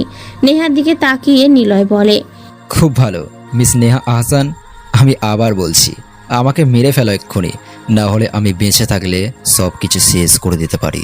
এটা তুমি ভালো করেই জানো। আমাকেও শেষ করে দেবে? নিলয় কোনো কথা বলে না, নেহার দিকে তাকিয়ে চোখ নামিয়ে নেয়। নেহা নিলয়ের দিকে তাকিয়ে থাকে। নেহা বলে, তুমি পারবে না আমাকে শেষ করতে, কারণ তুমি আমাকে ভালোবাসো। নিলয়, তোমাকে একটা রিকোয়েস্ট করি, প্লিজ এবার সবকিছু ছেড়ে দাও, এই জীবন থেকে বেরিয়ে আসো। চলো না আমরা একসাথে বাঁচি। আমি তোমাকে সত্যি ভালোবাসি নিলয়। হয়তো ভাবছো এত কিছুর পরও তোমাকে ভালোবাসি কথাটা বলছি কিভাবে। আসলে নিলয়, আমি মিস্টার রাফিয়ানকে নয়, একদম সাধারণ একটা ছেলে মিস্টার নিলয়কে ভালোবাসি। এটা হয়তো ভাবছো তোমাকে না ধরে অন্যভাবে তোমার এই পথ থেকে বের করা কি যেত না? তা যেত, কিন্তু আমি যে দায়িত্ব বাঁধা। তুমি যেদিনই নিজেই বলেছিলে সবকিছু ছেড়ে দিয়ে নতুন ভাবে বাঁচবো, সেদিনে আমার থেকে খুশি কেউ হয়নি। ভেবেই নিয়েছিলাম তোমার সাথে বাকি সময় থাকার জন্য আমি এই দায়িত্ব থেকে বের হয়ে আসব, কিন্তু তুমি কি করলা, আবার শুরু করলা। তোমাকে নিয়ে পারছি না নিলয়, তোমাকে বড্ড ভালোবাসি আমি, নিজের থেকেও। প্লিজ তুমি ফিরে এসো। কথা দিচ্ছি আমি আয়নের সহায়তায় তোমাকে বের করে আনবো, একসাথে বাঁচবো, তোমাকে ভালোবেসে সব সময় থাকতে চাই। নিলয় কোনো কথা বলে না। কান্না মিশ্রিত নেহার দিকে নিলয় বেশ খানিকটা সময় ধরে তাকিয়ে আছে। হয়তো নিলয় দেখতে চাইছে কত রকম ভাবে মেয়েরা তাদের রূপ বদলায়। নিলয় কোনো কথা না বলে উচ্চস্বরে হেসে ওঠে। নেহা নিলয়ের হাসির দিকে তাকিয়ে থাকে এক দৃষ্টিতে। নেহা ঠিক বুঝে নিচ্ছে নিলয় আর তাকে বিশ্বাস করবে না, কিন্তু কি করবে সেও তো একটা দায়িত্বে বাঁধা, আর নিলয়কে ভালোবাসে, সে সব কিছু করতে পারবে। এটা কি নিলয় বুঝতে পারছে না? নিলয় হাসি থামিয়ে বলে, একটা সিগারেট হবে? দেখো নিলয়, পাগলামো করো না, আমি তোমাকে জানি, চিনি। বড় রকমের সিচুয়েশনে এই তুমি মাথা একদমই ঠান্ডা রাখো। আর তুমি এমন তো অবস্থায় হাসবে না, তোমার হাসি অন্য কিছু মিন করে যা আমি মানতে পারছি না। প্লিজ আমি যা বলছি তোমাকে সেটাই করো। তোমাকে ভালোবাসি নিলয়, কেন বুঝতেছো না? ভালোবাসা? এই নিলয় ভালোবাসাকে আর নিতে পারবে না। আমি আবার বলছি, আমাকে এক্ষুনি এখানে মেরে ফেলো, না হলে কি? হ্যাঁ, খুব অ্যাটিটিউড তোমার। হ্যাঁ, যা ভাবো তাই করো, কারো কথা শোনো না। কি ভাবো কি নিজেকে? কি সমস্যা কি তোমার? তোমার মাথায় কি কোনো সমস্যা আছে, নাকি পাগল আছো তুমি? ওকে যাও, চলে যাও, না হলে মেরে ফেলো, আমি তোমায় হাত করা খুলে দিচ্ছি। নেহা উত্তেজিত হয়ে সব কথা বলে, এমনকি নিলয়ের হাত করাও খুলে দেয়। নিলয় তখনও চেয়ারে বসে আছে। নেহা নিলয়ের দিকে তাকিয়ে আছে। নিলয় বসা থেকে উঠে দাঁড়ায়। নেহা জানে এখন নিলয় তাকে মারবে, আর না হয় এখান থেকে নেহার মাথায় পিস্তল লাগিয়ে পালিয়ে যাবে। কিন্তু নিলয় যে মানুষ, সে মরবে কিন্তু পালাবে না। নেহার ভাবনাকে অবাক করে দিয়ে নিলয় বিছানায় থাকা সিগারেটের প্যাকেট থেকে সিগারেট বের করে জ্বালিয়ে নেয়। তারপর আবারও চেয়ারে বসে পায়ের ওপর পা তুলে দিয়ে টানতে থাকে। নেহা কেবলই অবাক চোখে তাকিয়ে থাকে। নিলয় সিগারেটের টানতে টানতে বলে, ভয় নেই, তোমার দায়িত্বের কোনো ত্রুটি আমি রাখবো না। আমি পালাবো না, তোমাকে মারবো না। জানি মারবে না। রাফিয়ানেরও যে একটা মন আছে, তুমি যে আমাকে ভালোবাসো এটা আমি ঠিকই জানি, কিন্তু এখনো তুমি জানো না আমিও তোমাকে ভালোবাসি তোমার মতো করেই। নেহাকে অবাক করে আধা খাওয়া সিগারেট ফেলে দিয়ে নিলয় নিজেই নিজের হাতে হাতকড়া পরিয়ে নেয়। নেহা কিছু বলতে যেও পারে না, কেবল নেহার দিকে তাকিয়ে নিলয় একবার হাসি দিয়ে ঘর থেকে বের হয়ে বাইরে আসে। সকালের সূর্যের আলো নিলয়ের মুখে এসে পড়ে। আরিতা দৌড়ে এসে নিলয়ের কাছে। ভাইয়া তুমি? ভালোভাবে পড়াশোনা করবি, মা বাবাকে দেখে রাখিস, আর এসব কিছু যেন নানু নানি কেউ জানে না। আর চিন্তা করিস না, আমি আসবো আবার। শেষের কথাটা নিলয় নেহার দিকে তাকিয়ে বলে। নেহা কোনো প্রত্যুত্তর দেয় না। বাইরে বের হতেই চারপাশে সব পুলিশ নিলয়ের সামনে রাইফেল হাতে দাঁড়িয়ে তাক করে থাকে। নিলয় হাসি দেয়। পুলিশের প্রয়োজন ভ্যানের সামনে রাফাত, মাসুম আর সিয়ামকে হাঁটু মুড়ে বসে থাকতে দেখে। মুখে রক্তের দাগ স্পষ্ট, তার মানে পুলিশদের মধ্যেই এদেরকে কেউ মেরেছে। নিলয় যে ওদের বসা থেকে উঠে দাঁড় করায়, ওদের হাতেও হাত করা পরানো। নিলয় গম্ভীর দৃষ্টিতে তাকিয়ে বলে, তোদেরকে কোন অফিসার মেরেছে? ভাই নিলয় পাগলামি করো না প্লিজ। মাসুম, কে তোদেরকে মেরেছে? মাসুম কোনো কথা বলছে না, কেবল দৃষ্টি ঘুরিয়ে একজন পুলিশের দিকে তাকিয়ে চোখ নামিয়ে নেয়। নিলয় একটা হাসি দিয়ে বলে, চিন্তা করিস না, মুখটা চিনে রাখ, কয়েকদিন পরে যখন ফিরে আসবো তখন। নিলয় কথাটা শেষ করে না, পুলিশটা এসে নিলয়ের গালে চড় বসিয়ে দেয় জোরে। মাসুম, রাফাত আর সিয়াম এগিয়ে আসতে চাইলেও তা পারে না। নেহা রেগে উঠে বলে, অফিসার কি হচ্ছে? সরি ম্যাম, আমাকে মারার হুমকি দিয়েছে তাই। Shut up. আমার সামনে এরপর যদি এইসব করেছো তাহলে যাও, সবাই গাড়িতে তোলো, আমি আর নিলয় আলাদাভাবে আসছি। কিন্তু ম্যাম। ভয় নেই, ও পালাবে না, আর পালিয়ে গেলেও আমি নিজে এর জন্য দায়ভার নিব। যাও। মাসুমদের নিয়ে প্রিয়জন ভ্যানটি চলে যায়, আর পুলিশগুলো তাদের সাথে চলে যায়। কেবল রয়ে যায় নিলয় আর নেহা। নেহা নিলয়ের হাতে কড়া খুলে দেয়। নিলয় চুপচাপ দাঁড়িয়ে থাকে সেখানেই। নেহা নিলয়ের গাড়িতেই নিলয়কে নিয়ে বসে। সেখান থেকে সোজা গাড়ি চালিয়ে চলে আসে সেই নদীর পাড়টাতে। সেখানে দুজনের বহু স্মৃতি জড়িয়ে আছে। নেহা গাড়ি থেকে নেমে নদীর পাড়ে গাছের নিচে এসে বসে। শান্ত নদীর পানির দিকে তাকিয়ে থাকে নেহা। নেহার চোখ বেয়ে পানি যেন সেই নদীর পানিতে মিশে যাচ্ছে। নেহা না পারছে নিলয়কে এভাবে দেখতে, না পারছে দায়িত্বের সাথে বেইমানি করতে। যেখানে ভালোবাসা হয়ে গেছে এখন বিষের মতো। নিলয় ধীর পায়ে এগিয়ে আসে নেহার কাছে। কিছুটা দূরত্ব রেখে বসে নিলয়। নেহার পাশে তাকায়। এমন দূরত্ব নেহা কখনোই কল্পনাও করেনি। নিলয় নদীর পানির দিকে তাকিয়ে বলে, তোমার মাঝে আজ যে গ্যাপটা দেখছো সেটা হচ্ছে অভিমান। অর্থাৎ মানুষ যখন প্রিয় মানুষটার সাথে অভিমান করে তখন তার সাথে 3 হাত গ্যাপের মতো ভালোবাসা দূরে সরে যায়। কারণ এই অভিমান আর ভালোবাসা দুটোর কাছে টানে, আর কাছে টানার জন্য একটু গ্যাপ তো রাখাই যায়। নীলা আর কিছু বলে না, সোজা গাড়িতে যেয়ে বসে। নিজেই ড্রাইভিং সিটে বসে নেহাকে ডাক দেয়। নেহা পুরো বোকার মতো চাহনি নিয়ে নিলয়ের দিকে তাকিয়ে থাকে। নিলয় কি বলল? নেহা তার আগামাথা কিছুই বুঝতে পারছে না। কেবল বারবার নিলয়ের কথাগুলোই নেহা ভাবছে। এখনো কি বলল? নেহা অস্থির মস্তিষ্ক এখন নিলয়ের টেরা ব্যাখা কথাগুলো বোঝার চেষ্টা করলো, কিন্তু নেহা কিছুই বুঝে উঠতে পারছে না। নেহা গাড়িতে যেয়ে বসে। নিলয় নিজে ড্রাইভ করে গাড়ি চালাতে থাকে। কিছু সময় পর ক্রাইম ব্রাঞ্চের বড় অফিসের সামনে গাড়িটা এসে থামে। নিলয় গাড়ি থেকে নামতেই অনেকগুলো পুলিশ নিলয়ের 4-5টা ঘিরে ধরে, রাইফেল হাতে। নিলয় মুচকি হাসি দেয়। নেহা গাড়ি থেকে নেমে বলে, অফিসার্স, এসবের কোনো দরকার নেই, ও কিছুই করবে না। নিলয় সোজা অফিসের মধ্যে প্রবেশ করে। পেছনে নেহা। পুলিশ কর্মকর্তারা হয়তো এটা একদমই আশা করেনি।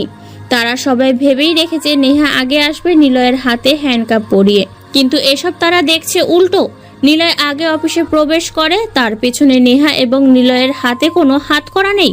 কেমন যেন পুরো পুলিশ টিমই অবাক চোখে তাকাচ্ছে দুটো মানুষের দিকে। নিলয় সোজা লাবিদ সাহেবের সামনে চেয়ারে যেয়ে বসে। নিলয় হাসি মুখে তাকায় লাবিদ সাহেবের দিকে।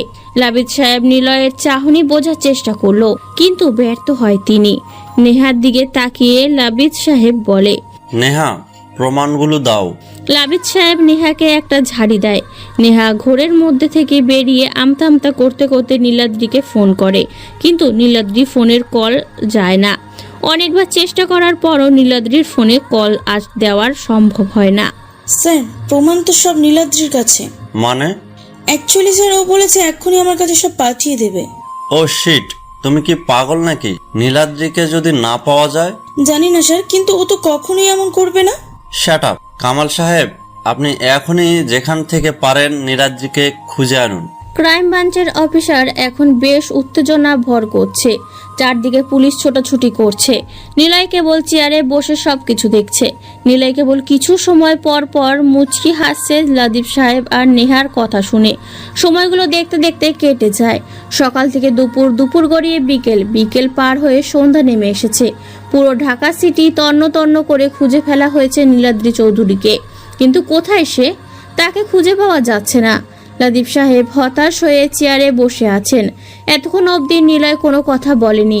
উত্তেজনার বশে অফিস থেকে সবাই চলে গেলেও নিলয় তখনও অফিসে বসেছিল। একটা সময় সন্ধ্যার কালো রং সব দিক ছেয়ে নিল। লাবিদ সাহেব নেহাকে বলে, ফুল প্রুফ প্ল্যানটা এভাবে শেষ হবে ভাবতে পারিনি। তোমার জন্যই হয়েছে। ধ্যাত। সরি স্যার, আমারই ভুল ছিল। কোনো কথা নয়, এখন ওকে কিভাবে চালান করব? স্যার, আমরা তো জানি ও সব কিছু করেছে। শ্যাট আপ নেহা, কোনো কথা বলো না তুমি। আমার সামনে থেকে যাও। প্রমাণ ছাড়া নিলয়কে আদালতে পেশ করলে কি হবে বুঝতে পারছো? দেশের সবাই জানে সে রাফিয়ান লিডার, কিন্তু আমি কি দেখেছি তাকে মারতে, বা দেশের জনগণ দেখেছে ওর ক্রাইম করতে? চলে যাও সামনে থেকে। নেহা কিছু না বলে চলে আসে সেখান থেকে। নেহা মনে মনে খুশি হলেও নিলয়ের কথা ভেবে কেমন যেন হয়ে যাচ্ছে। এদিকে নিলয় লাবিদ সাহেবের সামনে বসে আছে। লাবিদ সাহেব বলে, আজ তুমি বেঁচে গেলে নিলয়, পরে আর সুযোগই পাবে না। আমি মিস্টার লাবিদ সাহেব, আর আমার ভাইদেরও ছেড়ে দিন। আর একটা কথা, আমি না চাইলে কখনোই আর আমাকে ধরার সুযোগ পাবেন না। মোহন সাহেব, ওদেরকে ছেড়ে দিন। লাবিদ সাহেব আর কোনো কথা বলে না। নিলয় মুচকি হেসে অফিস থেকে বের হয়। বাইরে এসে নিলয় ওর গাড়িটা দেখতে পায়, কিন্তু নেহাকে সে খুঁজে পায় না। চারপাশে তাকায় কয়েকবার, কিন্তু নেহাকে নিলয় কোথাও দেখতে পায় না। তবে নিলয় এটা ভেবেই পাচ্ছে না কেন নীলাদ্রি এমন করবে, কি রহস্য থাকতে পারে। তারপর ভাইয়া ওঠো। নিলয় ধরফর করে ওঠে। নেহার কথা ভাবতে ভাবতে কখন যে নিলয় ঘুমিয়ে পড়েছিল তা সে টেরই পায়নি। চোখ খুলে তাকিয়ে দেখে মাসুম হাতে খবরের কাগজ নিয়ে দাঁড়িয়ে আছে। নিলয় বেশ কিছু সময় শোয়া থেকে উঠে বসে মাসুমের দিকে তাকিয়ে রইল, কারণ কোনোদিনও মাসুম, রাফাত আর সিয়াম খবরের কাগজ পড়ে না। অথচ আজ ওর হাতে সেটা দেখে নিলয় খানিকটা অবাক হয়। ভাই, কি হলো? কথা বলো না কেন? আর তোমাকে না বলেছি এই বাড়িতে আসবে না? যেদিন থেকে ক্রাইম ব্রাঞ্চ অফিস থেকে বেরিয়ে এসো, নিয়া ভাবিকে খুঁজছিলে, সেদিন থেকে তুমি এই বাড়িতে আসো আর নিজের মুড অফ করো। আমি জানি এখানে নিয়া ভাবির সাথে কাটানোর সময়গুলো তোমাকে ভাবায়, কিন্তু কেন তুমি ভাববে? সে তো বেইমানি করলো, তাই না? তোমাকে ধরার জন্য তো সে এত কিছু করেছে, আর তার জন্য তুমি কেন সবসময় মন মরা হয়ে থাকবে? মাসুমের দিকে নিলয় তাকিয়ে মুচকি হাসে। এত কথা মাসুম এর আগে কোনোদিনও নিলয়ের সামনে বলেনি, কারণ মাসুম যতটা নিলয়কে ভয় পায় তার থেকে অনেক বেশি ভালোবেসে সম্মান করে। এর কারণেই নিলয়ের সামনে মাসুম নয়, রাফাত ও সিয়ামও কোনো কথা বলতো না, খুব দরকার ছাড়া। নিলয় বলে, তুই বুঝবি না রে, বাদ দে। তোর হাতে পত্রিকা কেন? চাকরি পেলি নাকি? দূর, কি যে বলো না, রাফিয়ানদের আবার চাকরি? অবশ্য তোমার ভয় দেখিয়ে যে কোনো জায়গায় চাকরি পাওয়াটা জাস্ট 2 মিনিটের ব্যাপার। আর যদি আশিফের লোকজন জানে আমি তোমার ভাই, তাহলে ওর চেয়ারে ছেড়ে দিয়ে বসতে দেবে। এত কথা বলিস কেন? যা বললাম তার উত্তর দে। ও হ্যাঁ ভাইয়া, দেখো। মাসুম নিলয়ের দিকে পত্রিকাটা বাড়িয়ে দেয়। সেখানে বাংলাদেশের প্রতিদিন পত্রিকাতে বড় বড় করে লেখা, উঠতি নেতা অপমৃত্যু, নিলয় পত্রিকাতে ছাপানো ছবিটার দিকে হাঁ হয়ে তাকিয়ে থাকে। ছবিটা আরিফের, কিন্তু নিলয় সবচাইতে অবাক হয় আরিফের লাশের পাশে মাটিতে একটি চিহ্ন দেখে। সেটা স্পর্শ না হলেও নিলয় চিহ্নটি বেশ ভালো করেই চিনে ফেলেছে, কারণ মাটিতে আঁকা চিত্রটি নিলয়ের পরা মাস্কের ছবি। নিলয় খানিকটা অবাক চোখে তাকিয়ে থাকে সেই দিকে। কি বলবে সে খুঁজে পাচ্ছে না, কেবল একটাই প্রশ্ন ওর মনে এসে বাসা বাঁধছে, রাকিবকে ছাড়া নিলয় আর কোনো ক্রাইমে জড়ায়নি। তাহলে কে হতে পারে যে কিনা ঠিক নিলয়ের মতো এমন করে খুন করেছে? নাফিস, তারপর আরিফ। আসল কথা হলো নিলয়ের সাথে যাদের ঝামেলা বাঁধছে তাদেরকেই খুন করা হচ্ছে। কিন্তু কে সে? কে হবে? নিলয় প্রশ্নগুলো বিড়বিড় করে করতে লাগলো নিজের কাছেই। ঠিক এই সময় ফোনটা বেজে ওঠে নিলয়ের। পকেট থেকে বের করে দেখে রফিক ভাইয়ার নাম্বার। তাড়াতাড়ি রিসিভ করে বলে, নিলয়, কেন করছো এসব? আরিফকে মারা তোমার উচিত হয়নি, ও আমারই লোক ছিল। ভাই, ওকে আমি মারিনি। কি বলছো এসব? তাহলে কে মারছে? জানি না ভাই। আচ্ছা, সাবধানে থাকো। নিলয় ফোন কেটে দেয়, বসা থেকে উঠে দাঁড়ায়। মাসুমের দিকে তাকিয়ে নিলয় বলে, আমাদের মধ্যে কেউ এটা করেছে। না ভাইয়া, খোঁজ নিয়েছি, এটা সে নতুন রাফিয়ানের কাজ হবে। কিন্তু আমি ছাড়া এমন কি আছে? এত সাহস কোথা থেকে পাচ্ছে? ভালো লাগছে না ভাইয়া, ছিল নীলাদ্রিরই রহস্য হয়ে গেল আরেকজন কেউ। কি থেকে যে কি হচ্ছে। আচ্ছা, আমি দেখছি। ভার্সিটিতে যেতে হবে। কেন? নীলাদ্রিকে তো আমরা জানি, তাহলে চলো তুলে আনি। না, এইমাত্র ওই আছে, আমাকে নেহার কাছে পৌঁছে দেবে। তোরা খোঁজ নে কে এই নতুন রাফিয়ান, আর আমি খোঁজ নেই নেহাকে। ও সেদিন কেন নীলাদ্রির প্রমাণগুলো দেয়নি? নেহা কে সেটা? নিলয় কাঁধে ব্যাগ ঝুলিয়ে ভার্সিটিতে প্রবেশ করে। কিছু দূর আসার পর নিলয় শুনতে পায় কেউ তাকে ডাকছে, ওই মিস্টার আবির। নিলয় সেই দিকে ঘুরে তাকায়, দেখে নিশি তাকে ইশারা করে ডাকছে। নিলয় ধীর পায়ে এগিয়ে যায়, মাথাটা নিচু করে দাঁড়ায় নিশির সামনে। কেমন আছো আবির? ভালো। গুড। আমাকে যে টিচ করতো সে মারা গেছে, জানো এটা? না তো, তোমার ভাইয়া হয়তো এমন করেছে। কি আর করবে উনি? ঠিকই করেছে। কেউ কি কখনো তার বোনের অসম্মান সহ্য করতে পারে? আরে গাধা, আমার ভাইয়া না, এটাকে মেরেছে একজন, কিন্তু কে মেরেছে আমি জানি। মানে? নিলয় কিছুটা অবাক হয়, কারণ নীলাদ্রি সব জানে। তাহলে কে মারতে পারে? নিলয় নিশির দিকে তাকিয়ে বলে, কে? দাঁড়াও দেখাচ্ছি। তারা কি বলো, আমাকে কি তোমার বন্ধু বানাবে? তুমি কেন আমার বন্ধু হবে? জানি না, তবে তুমি খুব ইনোসেন্ট, তোমাকে সব বলা যায়। ও ওয়েট। নিলয় মনে মনে হাসে। ঠিক এমন সুযোগ খুঁজছিল নিলয়, যাতে নীলাদ্রি খুব কাছে যেতে পারে, কিন্তু সে নিজেই নিলয়কে কাছে ডেকে নিচ্ছে। নিলয় বিড়বিড় করে বলে, কে বলেছিল নীলাদ্রি চালাক? একদমই বোকা। খেলা তো এবার শুরু হবে। নিশি পকেট থেকে ফোন বের করে, তারপর কিছুক্ষণ ফোন টেপার পর নিলয়ের দিকে তাকিয়ে বলে, আচ্ছা, তুমি নিলয়কে চেনো? নিশির মুখে প্রশ্নটা শুনে নিলয় কেসে দেয়। নিলয় ঠিক বোকার মতো চেয়ে আছে নিশির দিকে। নিশি নিলয়ের দিকে তাকিয়ে হেসে বলে, ও, তুমি কি করে জানবে? তুমি তো নতুন এসেছো। নিলয় হলো এই শহরের টপ মাস্তান। কত পুলিশ বাহিনী ওর পিছনে পড়ে আছে, কিন্তু ওকে কেউ ধরতে পারছে না। কেন? আরে পাগল, নিলয় প্রতিটা কাজ করে অনেক ভেবে চিনতে, আসে কোনো প্রমাণ রাখে না। আচ্ছা চলো হাঁটি। নিশির নামধারী মেয়েটি আবির নামধারী নিলয়কে নিয়ে হাঁটতে থাকে। নিলয় বেশ লুকিয়ে আছে অন্যের মুখ থেকে নিজের ব্যাপারে কথাগুলো জানতে। ফুচকা খাবে? নীলাদ্রির কথা শুনে নিলয় কেমন কেসে ওঠে। ফুচকা শব্দটা শুনে নিলয়ের নেহার কথা মনে পড়ে যায়। নেহার সাথে একদিন ফুচকা খেতে বের হয়েছিল নিলয়। সেদিন ফুচকা খেতে চেয়েছিল নেহা নিজেই, কিন্তু দোকানে যেয়ে নিলয় একাই 5 প্লেট ফুচকা খেয়ে ফেলে। নেহা হাবার মতো তাকিয়ে থাকে শুধু নিলয়ের দিকে। নিলয় একবার নেহার দিকে তাকিয়ে কেবল জিজ্ঞাসা করেছিল, কি হলো, খাচ্ছ না কেন? মুচকি হেসে বলে নিলয় খাবারের দিকে তাকিয়ে থাকে। এই কি হলো, চুপ কেন? নীলাদ্রির কথায় নিলয় বাস্তবে ফিরে। সামনে তাকিয়ে দেখে কখন সে যে ফুচকার দোকানে চলে এসেছে টেরই পায়নি। নীলাদ্রি ফুচকার অর্ডার দেয়, তারপর বলে, তোমাকে তখন না নিলয়ের কথা বলেছিলাম? এই দেখো, নিলয়ের সবকিছু আমার কাছে। নীলাদ্রি ফোন বের করে নিলয়ের হাতে দেয়। নিলয় চোখ বড় বড় করে ফোনের দিকে তাকিয়ে থাকে। নিলয়ের খুন করার সবকিছু এই ফোনে আছে। নিলয় বেশ খানিকটা ঘাবড়ে যায়, কথা যেন বের হতে চাইছে না। নীলাদ্রি বলে, এই হচ্ছে নিলয়, আমি চাইলেই ওকে এখনই সর্বোচ্চ শাস্তি দিতে পারি, কিন্তু কিন্তু কি? না থাক, এটা তোমাকে এখন বলবো না। এটা তো নিলয় আবারও খুন করেছে। আমাকে যে টিস করেছিল আরিফকে, সে মেরে দিয়েছে। কই না তো। মানে? না মানে কিছু না। নিলয় একটু হলেও বলে ফেলেছিল সব, কিন্তু সে থেমে যায়। নীলাদ্রির দিকে তাকিয়ে নিলয় বলে, আরিফকে তো নিলয়কে মারতে দেখলাম না। আচ্ছা দাঁড়াও। নীলাদ্রি আর একটা ফুটেজ নিলয়কে দেখায়। সেখানে নিলয় স্পষ্ট দেখতে পায় নিলয়ের মতো কেউ একজন কালো পোশাক পরে মুখে মাস্ক পরে খুনটা করছে। নিলয় কিছু সময় বোবার মুখে তাকিয়ে থাকে ফোনের দিকে, কারণ এটা নিলয় না তা সে নিজেও ভালো করে জানে।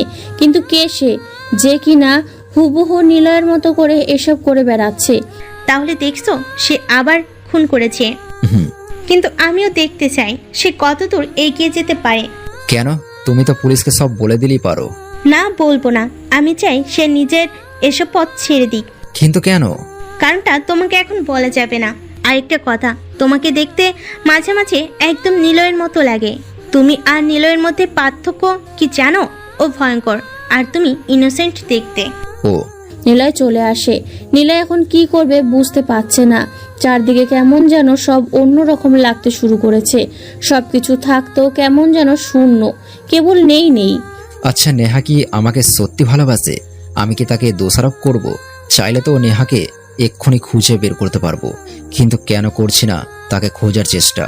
আমার মনে নেহার প্রতি ভালোবাসার না অভিমান জমে আছে বুঝতে পারছি না, বাট মাঝে মাঝে নেহার শূন্যতা আমাকে বেশ ভাবায়। নিলয় কথাগুলো বলতে বলতে হাঁটতে থাকে। রাস্তার বাম পাশ দিয়ে হাঁটতে হাঁটতে হঠাৎই নিলয়ের ডান পাশে কারো প্রতিচ্ছবি দেখতে পায়, আর সেটা যে নেহা নিলয় তা বেশ ভালো করেই জানে। নিলয় দেখে নেহা রাস্তার বিপরীত পাশে দাঁড়িয়ে নিলয়ের দিকে তাকিয়ে আছে। নিলয় যখনই তাকায় তখনই নেহা সেখান থেকে হেঁটে যেতে থাকে। নিলয় কয়েকবার ইশারা করেনি। গাড়ি চলমান রাস্তা পার হতে নিলয়ের বেশ খানিকটা সময় লেগে যায়। যখন বিপরীত পাশে আসে নেহাকে সে আর খুঁজে পায় না। নিলয় হতাশ হয়, বারবার চারপাশে চোখ বুলিয়ে নেয়, কিন্তু নেহাকে সে কোথাও খুঁজে পায় না। আর নেহা সে আড়ালে দাঁড়িয়ে নিলয়ের দিকে তাকিয়ে আছে। মনে মনে নেহা বলে, এখনো সময় হয়নি নিলয় তোমার সামনে আসার। যেদিন তুমি মন থেকে আমাকে খুঁজবে আমি সেই দিনই তোমার সামনে আসবো। আবির, তোমাকে একটা কথা বলি। নিলয় নীলাদ্রির দিকে তাকায়। নীলাদ্রি আবিরের দিকে তাকিয়ে চোখ সরিয়ে নেয়। নিলয় জানে না নীলাদ্রি তাকে কি বলবে। নিলয় উত্তরের জন্য অপেক্ষা করে আছে। আবির একজনকে ভালোবাসে। নিলয় মুচকি হাসে।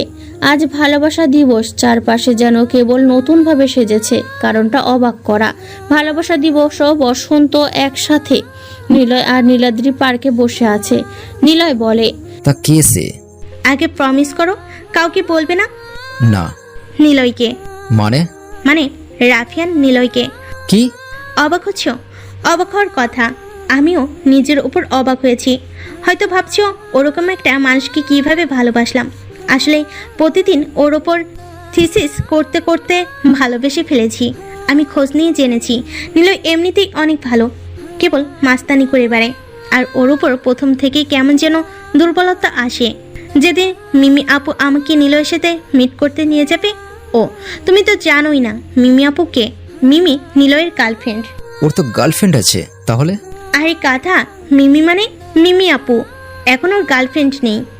ও, তার মানে তুমি নিলয়কে ভালোবাসবে বলে মিমির সাথে ব্রেকআপ করিয়ে দিয়েছো। নিলয় কথা শুনে নীলাদ্রির রাগী দৃষ্টিতে তাকায়। নিলয় মনে মনে হাসে, কিন্তু অবাক হচ্ছে নীলাদ্রি কেন তাকে ভালোবাসবে সেটা ভেবে। আর নিলয় যে এমন কিছু হবে তা কখনো কল্পনাও করেনি। সব যেন কল্পনার বাইরে চলে যাচ্ছে। নীলাদ্রি রাগী মুখে বলে, হুট আবির, মিমি আপু ছিল পুলিশ, তাই নিলয়কে মিমি আপু মেরে ফেলতে চেয়েছিল, কিন্তু নিলয় মরেনি। পরে মিমি আপুকে নিলয় মেরে দেয়। বেশ করেছো।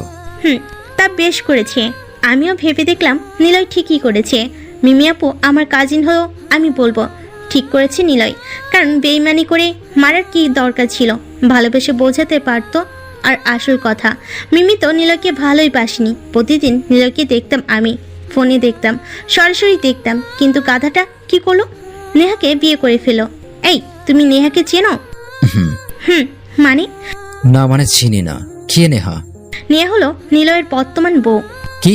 ছেলেটা তো দেখি সেই লুচু, এত বউ থাকে কেন? আবির চুপ। নেহাও ওর সাথে বেইমানি করে ফেলে। এখন নিলয় সিঙ্গেল, তাই ভাবছি ওর সাথে আমি দেখা করব আর বলবো আমার কথা। নিলয় আমাকে চেনে, সে মজা হবে প্রথমে। নিলয় হাসে মনে মনে, বিড়বিড় করে বলে, নিলয় তোমাকে চেনে না নাকি তুমি নিলয়কে চেনো না? তবে নিলয়ের কাছে এখন সবটা ক্লিয়ার। একদিন মিমির সাথে নিলয় যেখানে দেখা করতে আসে, নিলয় সেই দিন দেখা করার আগে জানতো কেউ একজন মিমির সাথে দেখা করতে আসবে, কিন্তু যখন নিলয় আসে মিমির সাথে কেউ ছিল না। নিলয় জানতে পারে মেয়েটি এখনো এসে পৌঁছায়নি। এক সময় নিলয় চলে আসে, কিন্তু নীলাদ্রি সেই দিন গিয়েছিল মিমির সাথে। সে একটা ছেলেকে দেখে, কিন্তু নীলাদ্রি সে সময় তাদের সামনে আসেনি, তবে দূর থেকে ওদের দেখে নীলাদ্রি চলে আসে। নিলয় নীলাদ্রির দিকে তাকিয়ে প্রশ্ন করে, তুমি নিলয়কে ভালোবাসো কেন? আরে গাধা, ভালোবাসা কি ব্যাখ্যা করা যায়? তবুও সে তো একজন খারাপ লোক, তাকে ছাড়া তুমি আরো ভালো কাউকে পাবে। আসলে কি জানো আবির, নিলয়কে ভালোবাসি, ওর ভালো দিক খারাপ দিক সব কিছুকে। কিন্তু ও নেহাকে ভালোবাসে। না, বাসে না। নেহা এখন নেই, নেহাকে ওর থেকে সরানোর প্ল্যান করে সাকসেস হয়েছি। মানে? একদিন নিলয়কে পুলিশ ধরে, তবে সেই পুলিশ ছিল নেহা। প্রমাণগুলো ছিল আমার কাছে, সব নেহাকে দেবো বলেছিলাম, আর তাই সে নিলয়কে ধরে ফেলে। এরপর আমি সেই প্রমাণ তাকে দেয়নি। আমি চাইছিলাম নিলয় নেহাকে ভুল বুঝুক। যাই হোক, নিলয়কে এখন কেবল আমার মনের কথা বলতে হবে। এসব কিছু যদি নিলয় জানে তোমাকে ভালোবাসবে তো? আমি তাকে বোঝাবো। ব্ল্যাকমেল ও করতে পারো। না আবি, ওকে ভয় দেখানোর জন্য করা যায়, কিন্তু ভালোবাসার জন্য ব্ল্যাকমেল করতে পারবো না। নিলয় কোনো কথা বলে না, কি বলবে সে আর খুঁজেও পাচ্ছে না। ভালোবাসা আর প্রথম ফাগুনের দিন নেহাকে নিয়ে অনেকখানি বাস্তবতার স্বপ্ন দেখে রেখেছিল নিলয়, কিন্তু সে নেই। তাকে ঘিরে যেন নিলয়ের সব শূন্যতা। যখন বাড়ি থেকে বের হয় নিলয়, তখনই নীলাদ্রি এসে নিলয়কে পার্কে নিয়ে এসে চলে আসে, আর এসে নিলয় সব কিছু জানতে পারে। নিলয়ের কাছে এখন সব রহস্যর সমাধান আছে। নীলাদ্রি কেন তাকে এতদিন পুলিশের হাতে তুলে দেয়নি? সব প্রমাণ নীলাদ্রির হাতে থাকা সত্ত্বেও সে পুলিশ বা তার ভাইয়াকে কিচ্ছু বলেনি, নেহাকে প্রমাণ দেয়নি। এর কারণ নীলাদ্রি নিলয়কে ভালোবাসে, আর নিলয় নীলাদ্রির দিকে তাকিয়ে মুচকি হেসে বলে, তাহলে নিলয়ের সাথে দেখা করো। করব। নিলয় কোনো কথা বলে না, আর বসা থেকে উঠে দাঁড়ায়। কেমন যেন লাগছে ওর। পার্ক থেকে বের হতেই নীলাদ্রি নিলয়ের পিছন পিছন আসে। সকালে নিলয় ঘুমাচ্ছে, ফোনটা বেশ কড়াভাবে ভাইব্রেশন করে উঠল। নিলয় স্ক্রিনে তাকিয়ে দেখে নীলাদ্রির ফোন। নিলয় রিসিভ করতেই ওপাশ থেকে বলে, আমি শরীফ বলছি, নীলাদ্রির ভাই। প্লিজ আবির, তুমি একটু হসপিটালে আসো। নীলাদ্রিকে কে বা কারা গুলি করেছে হাতে, এখন সুস্থ কিন্তু বারবার তোমার কথা বলছে। প্লিজ আসো। ওকে ভাইয়া, কোন হসপিটাল? আচ্ছা। নিলয় রুম থেকে বের হয়। মাসুম, রাফাত আর সিয়ামকে ডাক দেয়। সবাই এসে হাজির। নিলয়ের মুখে চিন্তার ছাপ বেশ স্পষ্ট। মাসুম প্রশ্ন করে, কি হয়েছে ভাইয়া? মনে হচ্ছে একটা রহস্য উদ্ঘাটন করতে পেরেছি। কি সেটা? নাফিজ আর আরিফকে যে খুন করেছে তার রহস্য। মানে সে কে আমি জেনে গিয়েছি। মানে কে কিভাবে জানলে? সেটা আপাতত এখন প্রকাশ করছি না, তবে সিওর হয়ে নিই তারপর বলবো। তবে এটা জেনেছি নীলাদ্রির কাছ থেকে, সে কেন সেদিন নীলাদ্রির ভিডিওগুলো নেহাকে কেন দেয়নি। কেন? কারণটা হলো নীলাদ্রি আমাকে ভালোবাসে। কি কি বলো? আচ্ছা থাক, আমি একটু আসছি। কোথায় যাচ্ছ? হসপিটালে। কেন? নীলাদ্রিকে দেখতে। তোরা থাক, সবটা এসেই বলবো। নিলয় বাড়ির থেকে বের হয় নতুন গেটআপে। নতুন জায়গা, নতুনভাবে সে সবার সামনে এমন পরিচিত। চোখে মোটা ফ্রেমের চশমা পরা, কাঁধে ব্যাগ ঝুলিয়ে নিলয় হসপিটালের উদ্দেশ্যে বের হয়। একসময় পৌঁছে যায় নিলয়। হসপিটালের চারপাশটা পুলিশে ছড়িয়ে ছিটিয়ে আছে। নিলয় বোকা দৃষ্টিতে সব দিকে তাকিয়ে সামনে এগিয়ে যায়। হসপিটালে প্রবেশ করতে দরজার কাছে পুলিশগুলো নিলয়কে আটকে সার্চ করার প্রস্তুতি নেয়। তখনই একজন পুলিশের ফোন বেজে ওঠে। পুলিশ ফোনটা কানে ধরতেই বলে, ওকে স্যার। আচ্ছা স্যার। তারপর ফোনটা রেখে দেয় অফিসার। নিলয়ের দিকে তাকিয়ে একটা ভদ্রতার হাসি দিয়ে বলে, ওকে আপনি যান। স্যার আপনাকে 27 নং কেবিনে যেতে বলেছে। নিলয় কোনো কথা বলে না, সোজা ভেতরে প্রবেশ করে। হসপিটালে তেমন কোনো লোক নেই বললেই চলে। ডক্টর আর অন্য লোকেদের বাদ দিয়ে প্রফেশনাল লোকেরা বেশি আছে। হাতে আর কোমরে পিস্তল, রাইফেল নিয়ে পায়চারি করছে। নিলয় সোজা দ্বিতীয় করিডোরে উঠে পড়ে। খুঁজতে খুঁজতে 27 নম্বর কেবিনের সামনে চলে আসে। কেবিনের সামনে প্রেস আর সিআইডির অফিসার দাঁড়িয়ে আছে। নিলয় কেবিনের সামনে এসে দাঁড়ায়, আরেকবার চেক করতে যাবে তখনই শরীফ সাহেব বলে, চেক করার দরকার নেই, আমি ভিতরে আসো। নিলয় ভেতরে প্রবেশ করে। বেডের লোহার সাথে বালিশে হেলান দিয়ে আধা শোয়া হয়ে বসে আছে নীলাদ্রি।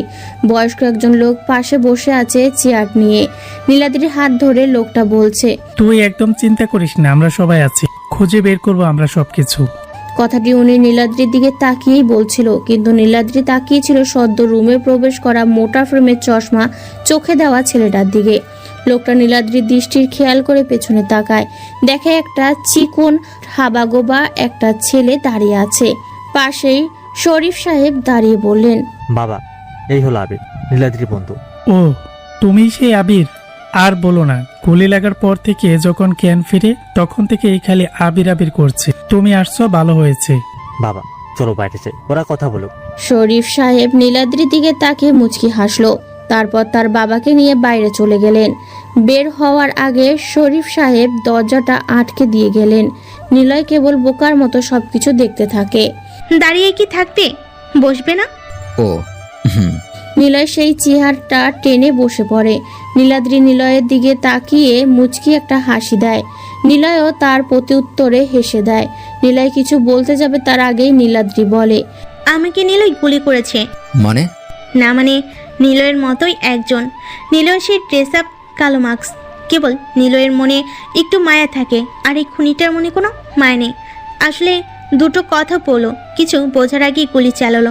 ভাগ্যিস সরে গিয়েছিলাম, তাই হয়তো হাতে এসে লাগে, আর সাথে সাথেই ভাইয়া চলে আসে। সে পালায় আর আমি হসপিটালে। নিলয় বেশ অবাক হয়। এরকম অবস্থাতে কেউ হাসতে পারে নিলয়ের জানা ছিল না। নিলয় কেবল কিছুটা বিরক্ত দৃষ্টিতে তাকিয়ে নীলাদ্রিকে বলে, কি কথা বলেছিল? আর কে সে? কি বলেছিল শুনতে চাও? হুম বলবো? হুম, বলো। বলেছিল নিলয় শুধু আমার, আমি যেন ওর থেকে দূরে থাকি সবসময়।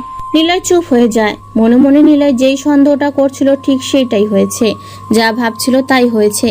খুনিটা নিলয়কে চেনে, নিলয় তা আগেই আন্দাজ করেছিল, এবং খুনিটা যে কে নিলয় আজ সকালে ঘুম থেকে উঠে আন্দাজ করেছিল। তবে নীলাদ্রির থেকে শুনে নিলয় বেশ ভালোভাবেই শিওর হয়ে নিয়েছে আসল খুনিটা কে। নিলয় আবারও কিছু বলতে যাবে তখন নীলাদ্রি আধা শোয়া থেকে একদম সোজা হয়ে বসে পড়ে। তারপর বলে, কাছের দিকে সরে আসো। হুম। আমি জ্ঞান ফেরার পর একটা কথা বারবার ভেবেছি, আমি কিভাবে নিলয়ের থেকে দূরে থাকবো। কারণ আমি তো নিলয়কে এখনো কিছু বলিনি এই ব্যাপারে। ঠিক তখনই মাথায় আসে, আমি তো প্রায় সারাক্ষণ তোমার সাথেই থাকি, তাই না আবির? মানে নিলয় সাহেব। নিলয় বসা থেকে উঠে দাঁড়ায়, চোখ দুটো বড় করে নিলয় নীলাদ্রির দিকে তাকায়। নিলয়ের মুখের ভাব দেখে নীলাদ্রি হেসে ওঠে জোরে। নিলয় কি বলবে বা করবে খুঁজে পাচ্ছে না। নীলাদ্রি তাকে চিনে ফেলেছে, তাহলে কি সে এখানে থেকে পালাবে? না, সেটা সম্ভব না। হয়তো নীলাদ্রি বলে রেখেছে আমি আসল কালপিট। নীলাদ্রি মুচকি হেসে বলে, বসো নিলয়, আমি তোমাকে আজকে দিনের আগেও চিনতে পারিনি, যদি না ও আমাকে মারার চেষ্টা না করতো। কি পোকা, আমি তোমাকে খুঁজে পেয়েছি, অথচ তুমি আমার সাথে সবটা সময় থাকতে। অথচ আব্বু বলে আমি নাকি অনেক বুদ্ধিমতী। নিলয় কোনো কথা বলে না, কেবল কেমন যেন বেশ গম্ভীর ইতস্ত বোধ নিলয়কে আটকে ধরেছে। নিলয় এমন অবস্থায় পড়বে ভাবতেও পারেনি। নীলাদ্রির দিকে তাকায় নিলয়। নীলাদ্রি হেসে দিয়ে বলে, ভয় পাচ্ছ? ভয় পাওয়ার কিছুই নেই। তোমার বিরুদ্ধে না কোনো প্রমাণ আছে, না কোনো সাক্ষী আছে। নিলয় অবাক হয়ে তাকায়। নীলাদ্রি নামের মেয়েটা আসলে রহস্যময়ী। নিলয় তাই এখন বেশ বুঝতে পেরেছে, কিন্তু নিলয়ের ঠিক প্রত্যক্ষ রূপ যেন সবকিছু একদম শান্তভাবে বলে চলেছে। নিলয় সবকিছু বলছে তার আগে নীলাদ্রি বলে, মিস্টার রাফিয়ান, তুমি লাইফে যতটা না মানুষকে অবাক করছো, তার থেকেও মানুষগুলো তোমাকে বেশি অবাক করেছে। তার মধ্যে আমিও পড়ি, তাই না? মিমি আপু তোমাকে অবাক করেছিল, আফরিন অবাক করেছিল, রাকিব ভাইয়া অবাক করেছিল, আর বড় অবাক করেছিল নেহা, তাই না? নাকি আমি তোমাকে অবাক করেছি? কোনটা? নিলয় কিছু বলে না, মাথাটা নিচু করে নেয়। শান্ত মস্তিষ্কের মানুষটা কেমন যেন চুপসে বোকা হয়ে গেছে। অনেক কিছু বলতে চেয়েও আজ নিলয় বলতে পারছে না। সবকিছু যেন গুলিয়ে যাচ্ছে তার। নিলয়কে অবাক করে দিয়ে নীলাদ্রি বলে ওঠে, তোমার বিরুদ্ধে সব প্রমাণ আমি নষ্ট করে দিয়েছি অনেক আগেই। তাহলে কি দাঁড়ালো? তোমার বিরুদ্ধে না কোনো প্রমাণ, না কোনো সাক্ষী আছে। তোমার ব্যাপারে আমার ভাইয়া বা বাবা কেউ জানে না। তুমি তাদের কাছে আবিয়ে আছো। এখন বলো, তোমার কি বলার আছে? নিলয় নীলাদ্রির দিকে অব্যক্ত চাহনি দিয়ে তাকায়। নিলয়ের মনে এখন একটা প্রশ্নই এসে ভর করেছে। তবে কি রাফিয়ান আসলে নতুন কিছুতে পড়তে চলেছে? সাদা রঙের বাড়িটির দিকে একবার তাকায় নিলয়। পুরো ঘরটা সাদা আলোতে ভরে আছে। বড় ঘরটার চারপাশে নিলয় একবার চোখ বুলিয়ে নেয়। বেশ ভিআইপি রুম একটা, অবশ্য স্পেশাল রুগীদের জন্য রুমগুলো বানানো। রুমের প্রত্যেক দিকে কোণাতে একটি সিসি ক্যামেরা লাগানো। নিলয় সেখান থেকে চোখ সরিয়ে সামনে থাকা বিছানায় বসা নীলাদ্রির দিকে তাকায়। নীলাদ্রি নিলয়ের দিকে তাকিয়ে আছে। নিলয় বলে, সব প্রমাণ কেন নষ্ট করে দিয়েছো? বোকার মতো প্রশ্ন করো না নিলয়। হুম কারণটা তুমি ভালো করে জানো। হুম আর এটাও জানো তোমার জন্যই গুলি খেয়েছি। আমার জন্য? তা নয় তো কি? নিলয় জানে তাকে গুলিটা কে করেছে, কিন্তু এখানে নিলয়ের কোনো হাত নেই। নিলয় নিজেই অবাক হয়েছে এভাবে সে এমনটা করতে পারে। নীলাদ্রি বলে, তোমার জন্য নেহা আমাকে গুলি করে নিলয়, এটা তুমি জানো, কিন্তু বিশ্বাস করতে পারছো না, তাই তো? নিলয়ের বুকটা ধপ করে ওঠে। নেহা নামটা যেন নিলয়ের বুকের মাঝখানে এসে লাগে। মস্তিষ্ক যেন নেহাকে খোঁজার ইচ্ছায় মনের মাঝে এসে জাগিয়ে দিচ্ছে। নীলাদ্রি আবারও বলে ওঠে, নাফিস আরিফকে নেহা নিজেই মারে। প্রথমে ভেবেছিলাম এটা তুমি, পরে জেনেছি এটা তুমি নাও, অন্য কেউ। কারণ নীলের কখনো মেরে মাস্কের ছবি আঁকিয়ে যেত না, আরও খুন করার পর মাস্কের ছবি এঁকে যেত। এটাই পার্থক্য। কারণ সে তোমাকে মেসেজ দিতে চাইছিল বলে এমন করেছিল, আর সেটা কেবল নেহাই করতে পারে। কিন্তু আমি না, তোমার ব্যাপারে পুলিশকে কিছু বলবো না, পুলিশের হাতে তোমাকে তুলে দেব। কারণটা একদমই সোজা, আমি তোমাকে ভালোবাসি। নিলয় চুপ হয়ে বসে আছে। নিলয় যা ভেবেছিল একদমই তাই হলো। নেহাই সবকিছু করেছে। নেহাকে খুঁজে বের করতে হবে আমার। নিলয় মনে মনে কথাটা বলে, তারপর উঠে দাঁড়ায়। নীলাদ্রি বলে, চলে যাচ্ছ? আচ্ছা যাও, তবে নদীর পাড়ে যাবে না। নেহাকে প্রায় সহ ওখানে দেখা যায়। নিলয় কোনো কথা বলে না, কাঁধের ব্যাগটা তুলে নেয়। কেবিন থেকে বের হয়ে চোখ থেকে চশমাটা ছুঁড়ে ফেলে ফ্লোরে। তারপর পকেট থেকে ফোন বের করে মাসুম, সিয়াম আর রাফাতকে কল দেয় গাড়ি নিয়ে আসার জন্য। নিলয় ফোন পকেটে রাখতে যাবে, তখনই বেজে ওঠে সেটা। তাকিয়ে দেখে নীলাদ্রির কল। বলো। এখনই যাও, নেহা ওখানেই আছে। তবে এটা ভেবো না তোমাদেরকে আমি সাহায্য করছি। ভালোবাসা আর প্রিয় জিনিসকে কেউ কখনো ভাগ দিতে চায় না। তোমাকে ভালোবেসে আমি ঠিকই আমার করে নেব। নিলয়ের মাথাটা কেমন যেন চক্কর দিয়ে ওঠে। নীলাদ্রি নামের মেয়েটাকে নিলয় যতটা না বোকা ভেবেছিল, সে ঠিক বোকা না। নীলাদ্রি আসলেই অনেক চালাক। নিলয় রুম থেকে বের হয়ে নিলয় আর দাঁড়ায় না, সোজা বাইরে চলে আসে। হসপিটালের বাইরে বড় রাস্তায় নিলয়ের কালো রঙের গাড়িটা পার্ক করা। নিলয় বেশ জোরে হেঁটেই গাড়ির কাছে যায়। মাসুম, রাফাত আর সিয়াম গাড়ির সামনে দাঁড়িয়েছিল। নিলয় কাঁধের থেকে ব্যাগটা ছুঁড়ে ফেলে গাড়ির মধ্যে। তারপর ড্রাইভিং সিটে বসে ও। সবাই গাড়িতে উঠে বসে। নিলয় গাড়ি স্টার্ট দেয়। এক টানে চলে আসে খুবই পরিচিত নদীর কাছে। নদীর থেকে অনেকটা দূরে নিলয় গাড়ি থামায়। গাড়ি থেকে বের হয় ও। ভাইয়া কি হয়েছে? গাড়িতে থাকাকালীন কোনো কথা বলনি? কি হয়েছে আমাদেরকে বলো। নিলয় কিছু বলে না, বেশ জোরে হেঁটে নদীর পাড়ে এসে দাঁড়ায়। পরিচিত আর প্রিয় সেই গাছটার নিচে তাকায়, কিন্তু কাউকে দেখতে পায় না ও। নিলয়ের চোখে মুখে উদ্বিগ্নের ভাব মাসুম, রাফাত আর সিয়াম বেশ ভালো করেই লক্ষ্য করেছে, কিন্তু কেউ কোনো কথা বলছে না। নিলয় আগে পিছে সবখানেই চোখ বুলিয়ে নিল, কিন্তু নিলয় কাউকেই দেখতে পেল না। নিলয় ধপ করে গাছের নিচে যেয়ে বসে পড়ে। নদীর শান্ত পানির দিকে তাকিয়ে কেবল নেহার কথাই ভেবে চলেছে। ভাইয়া ওইদিকে। মাসুমের কথা শুনে নিলয় প্রথমে মাসুমের দিকে তাকায়। মাসুম আঙুলে উঁচিয়ে নিলয়কে বলে সেই দিকে তাকায়। নদীর পাড়ের কাশবনের দিকে মাসুমের আঙুলটা ইশারা। নিলয় সেই দিকে তাকায়। কেউ একজন চুলগুলো খোলা রেখে উল্টো দিকে ফিরে হাতে খরগোশ নিয়ে দাঁড়িয়ে আছে। নিলয় সেই দিকে তাকিয়ে দৌড়ে কাছে যায়। নিলয় কি বলবে খুঁজে পাচ্ছে না। মেয়েটি পেছনে ঘুরে তাকায়। নিলয়ের চোখ যেন বিশ্বাস করতে পারছে না সামনে কে দাঁড়িয়ে আছে। নিলয় চোখ বড় বড় করে অজান্তেই বলে উঠল, নেহা। সামনে দাঁড়িয়ে থাকা মেয়েটি গম্ভীর দৃষ্টিতে তাকিয়ে রইল কিছু সময় নিলয়ের দিকে।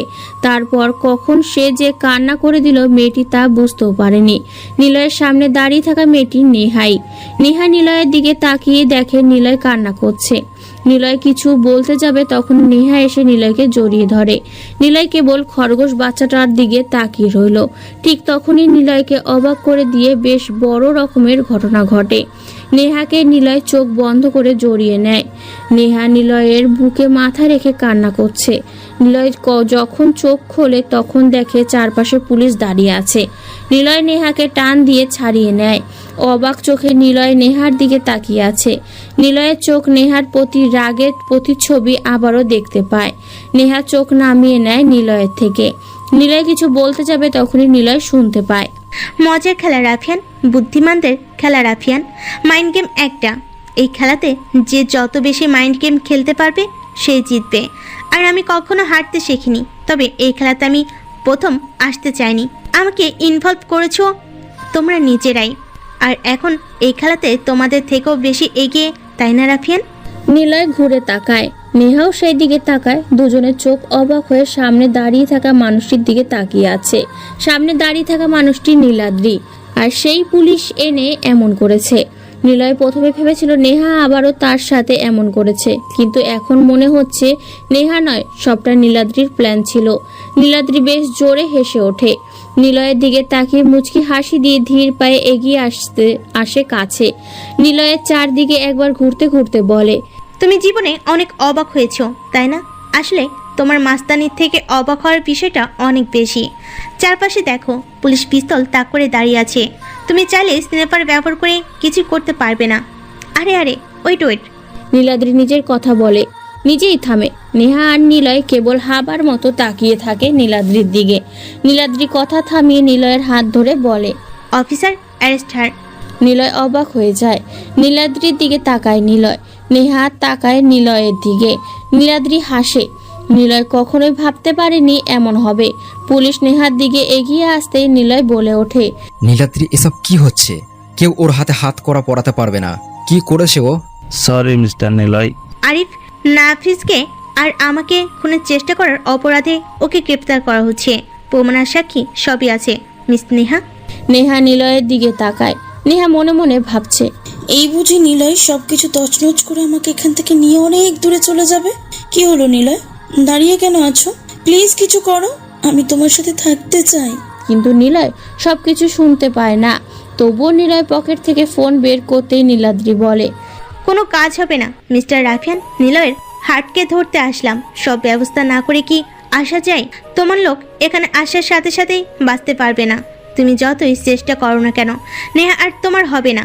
আমি আর তুমি থাকবো সারা জীবন। আর নেহা অফিসার। নেহাকে নিয়ে চলে যায় পুলিশ। নীলাদ্রি নিলয়ের দিকে তাকিয়ে মিষ্টি চাহনি দিয়ে। নিলয়ের চোখে নীলাদ্রির বেশ ভালো করেই রাগের দূরদর্শিতা দেখতে পেয়েছে। নীলাদ্রি বলে, কি করবো বলো? তোমাকে নিজে করে পেতে নেহা নামের কাঁটাটাকে তুলে তো ফেলতেই হবে। বেচার নেহা তোমার জন্যই খুনগুলো করলো। ও চেয়েছিল তোমার মতো হতে, যাতে তোমার আর ওর মাঝে কোনো তফাৎ না থাকে। সে চেয়েছিল হয় দুজনে বাঁচবে একসাথে, না হয় দুজনকেই জেলে যেয়ে একসাথে থাকবে। কিন্তু আমি থাকতে তো সেটা হবে না। আসি, আগামী 3 দিন পর ওকে কোর্টে চালান করে দিয়ে সব সমস্যা শেষ করে দেব। এরপর তুমি শুধুই আমার। নীলাদ্রি কথাগুলো বলে চলে যায়। নেহাকে নিয়ে যখন গাড়িতে ওঠাতে যাবে নেহা পেছনে ফিরে তাকায়। নিলয় সেই দিকে তাকিয়ে আছে। নেহার চোখের দিকে চোখ যায় নিলয়ের। দূর থেকে নিলয় নেহার চোখে ভালোবাসার অশ্রু খেয়াল করেছে। নেহাকে নিয়ে চলে যায় ওরা। নিলয় হাঁটু মুড়ে বসে পড়ে কাশফুলের বাগানে। মাসুম, রাফাত আর সিয়াম দৌড়ে আসতে থাকে। নিলয় জোরে চিৎকার দিয়ে ওঠে। নিলয়ের চিৎকার শুনে পাখিরাও যেন ছুটে পালাতে থাকে। মাসুম এসে কয়েকবার নিলয়কে ডাকে, কিন্তু নিলয়ের সেদিকে কোনো খেয়াল নেই। নিলয় চিৎকার করে কাঁদতে থাকে। আজ রাতে নেহাকে নিয়ে কোর্টে যাবে নীলাদ্রি ও তার ভাই শরীফ চৌধুরী। নীলাদ্রি আজ সারাদিনই বেশ উত্তেজিত। নীলাদ্রির পথে আর কোনো বাধা নেই। যদি নিলয় তাকে ভালো না বাসে তবে সে নিলয়কে ব্ল্যাকমেল করবে। সবকিছু ভেবেই রেখেছে নীলাদ্রি, কেবল একটা সঠিক সময়ের ব্যাপার। আর নীলাদ্রি জানে সেই সঠিক সময়টা আজকের পর হবে। মনে মনে নীলাদ্রি বেশ খুশি। রাত 8টা বাজে। থানা থেকে কয়েকটা গাড়ি, বেশ গাধা খানিক পুলিশ বের হয়, সাথে সিআইডি টিম। মেন রাস্তায় এসে এক এক করে গাড়িগুলো, সবার সামনে নীলাদ্রি আর শরীফ চৌধুরীর গাড়ি আছে। নীলাদ্রি চাইছে শেষ অবধি নেহার চেহারাটা দেখতে কেমন হয়, তাই ছোট বোনের আবদার পূরণে শরীফ চৌধুরীও এসেছে। ওদের পেছনে সিআইডি অফিসের আর একটা গাড়ি, তারপর দুটো পুলিশ ভর্তি জিপ, তারপরে পুলিশের জিপ প্রিয়জন ফ্যানের নেহা এবং তাকে আরো পুলিশ, তারপর আরো 4টি পেছনে পুলিশ আসতে থাকে। এত পুলিশ কেন মোতায়েন করা হয়েছে পুলিশেরাও জানে না, তবে সবকিছু নীলাদ্রির নির্দেশ। মেন রাস্তায় শাসা করে গাড়িগুলো পরপর চলছে। বড় চত্বর বাজার পার করে জনাহীন জায়গায় আসে গাড়িগুলো। ফাঁকা রাস্তা, আকাশ হতে ঝিরিঝিরি করে বৃষ্টি পড়ছে। পিচ ঢালা রাস্তায় গাড়ির হলদে আলোতে বেশ কালো দেখাচ্ছে। হঠাৎ সামনের গাড়িটা ব্রেক করে থেমে যায়, শেষ সাথে পরপর পেছনের গাড়িগুলো থেমে যায়। হলদে আলোতে স্পষ্ট নীলাদ্রি দেখতে পায় কেউ একজন বড় কালো রেনকোট পরে আছে, মুখে কালো মাস্ক, মাথায় কোটের মতো টুপি পরা। ডান হাতে একটি পিস্তল বের করে রাস্তার মাঝখানে বাইক আড়াআড়ি রেখে বসে আছে, মাথাটা নিচু করে বৃষ্টিতে ভিজছে যেন। শরীফ সাহেব জোরের হর্ন বাজাতে থাকে কয়েকবার, কিন্তু কালো আগন্তুকের কোনো খেয়াল নেই। মাথা নিচু করে এক পা মেলে বাইকের সাথে হেলান দিয়ে পিচ ঢালা রাস্তায় বসে আছে। ডান পা মুড়ে বসে আছে, হাতে পিস্তল নিয়ে অস্থিরভাবে বসে আছে আগন্তুক। শরীফ সাহেব পকেট থেকে ফোন বের করে কল দিয়ে কোনো এক পুলিশ অফিসারকে বলে, দেখো তো নেমে কি সমস্যা, সামনে কেউ বসে আছে, তবে সাবধানে, হাতে পিস্তল আছে কিন্তু। একজন পুলিশ হাতে পিস্তল নিয়ে বেশ ধীর পায়ে এগিয়ে আসে শরীফ সাহেবের গাড়ির কাছে।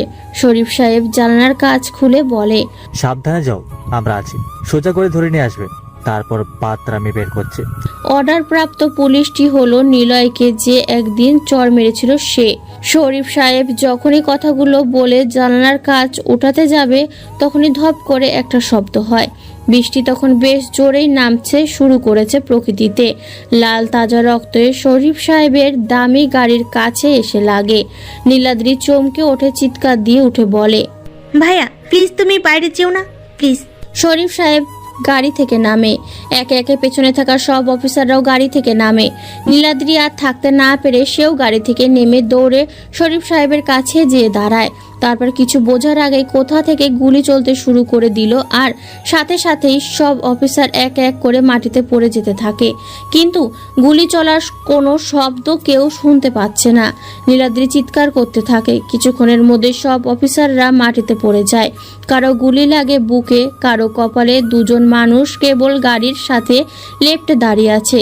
বৃষ্টির ফোঁটা বেশ জোরে ঘূর্ণীভূত হচ্ছে। তাজা রক্তর পিচ ঢালা কালো রাস্তার বৃষ্টির পানির সাথে মিশে একাকার হয়ে গেছে।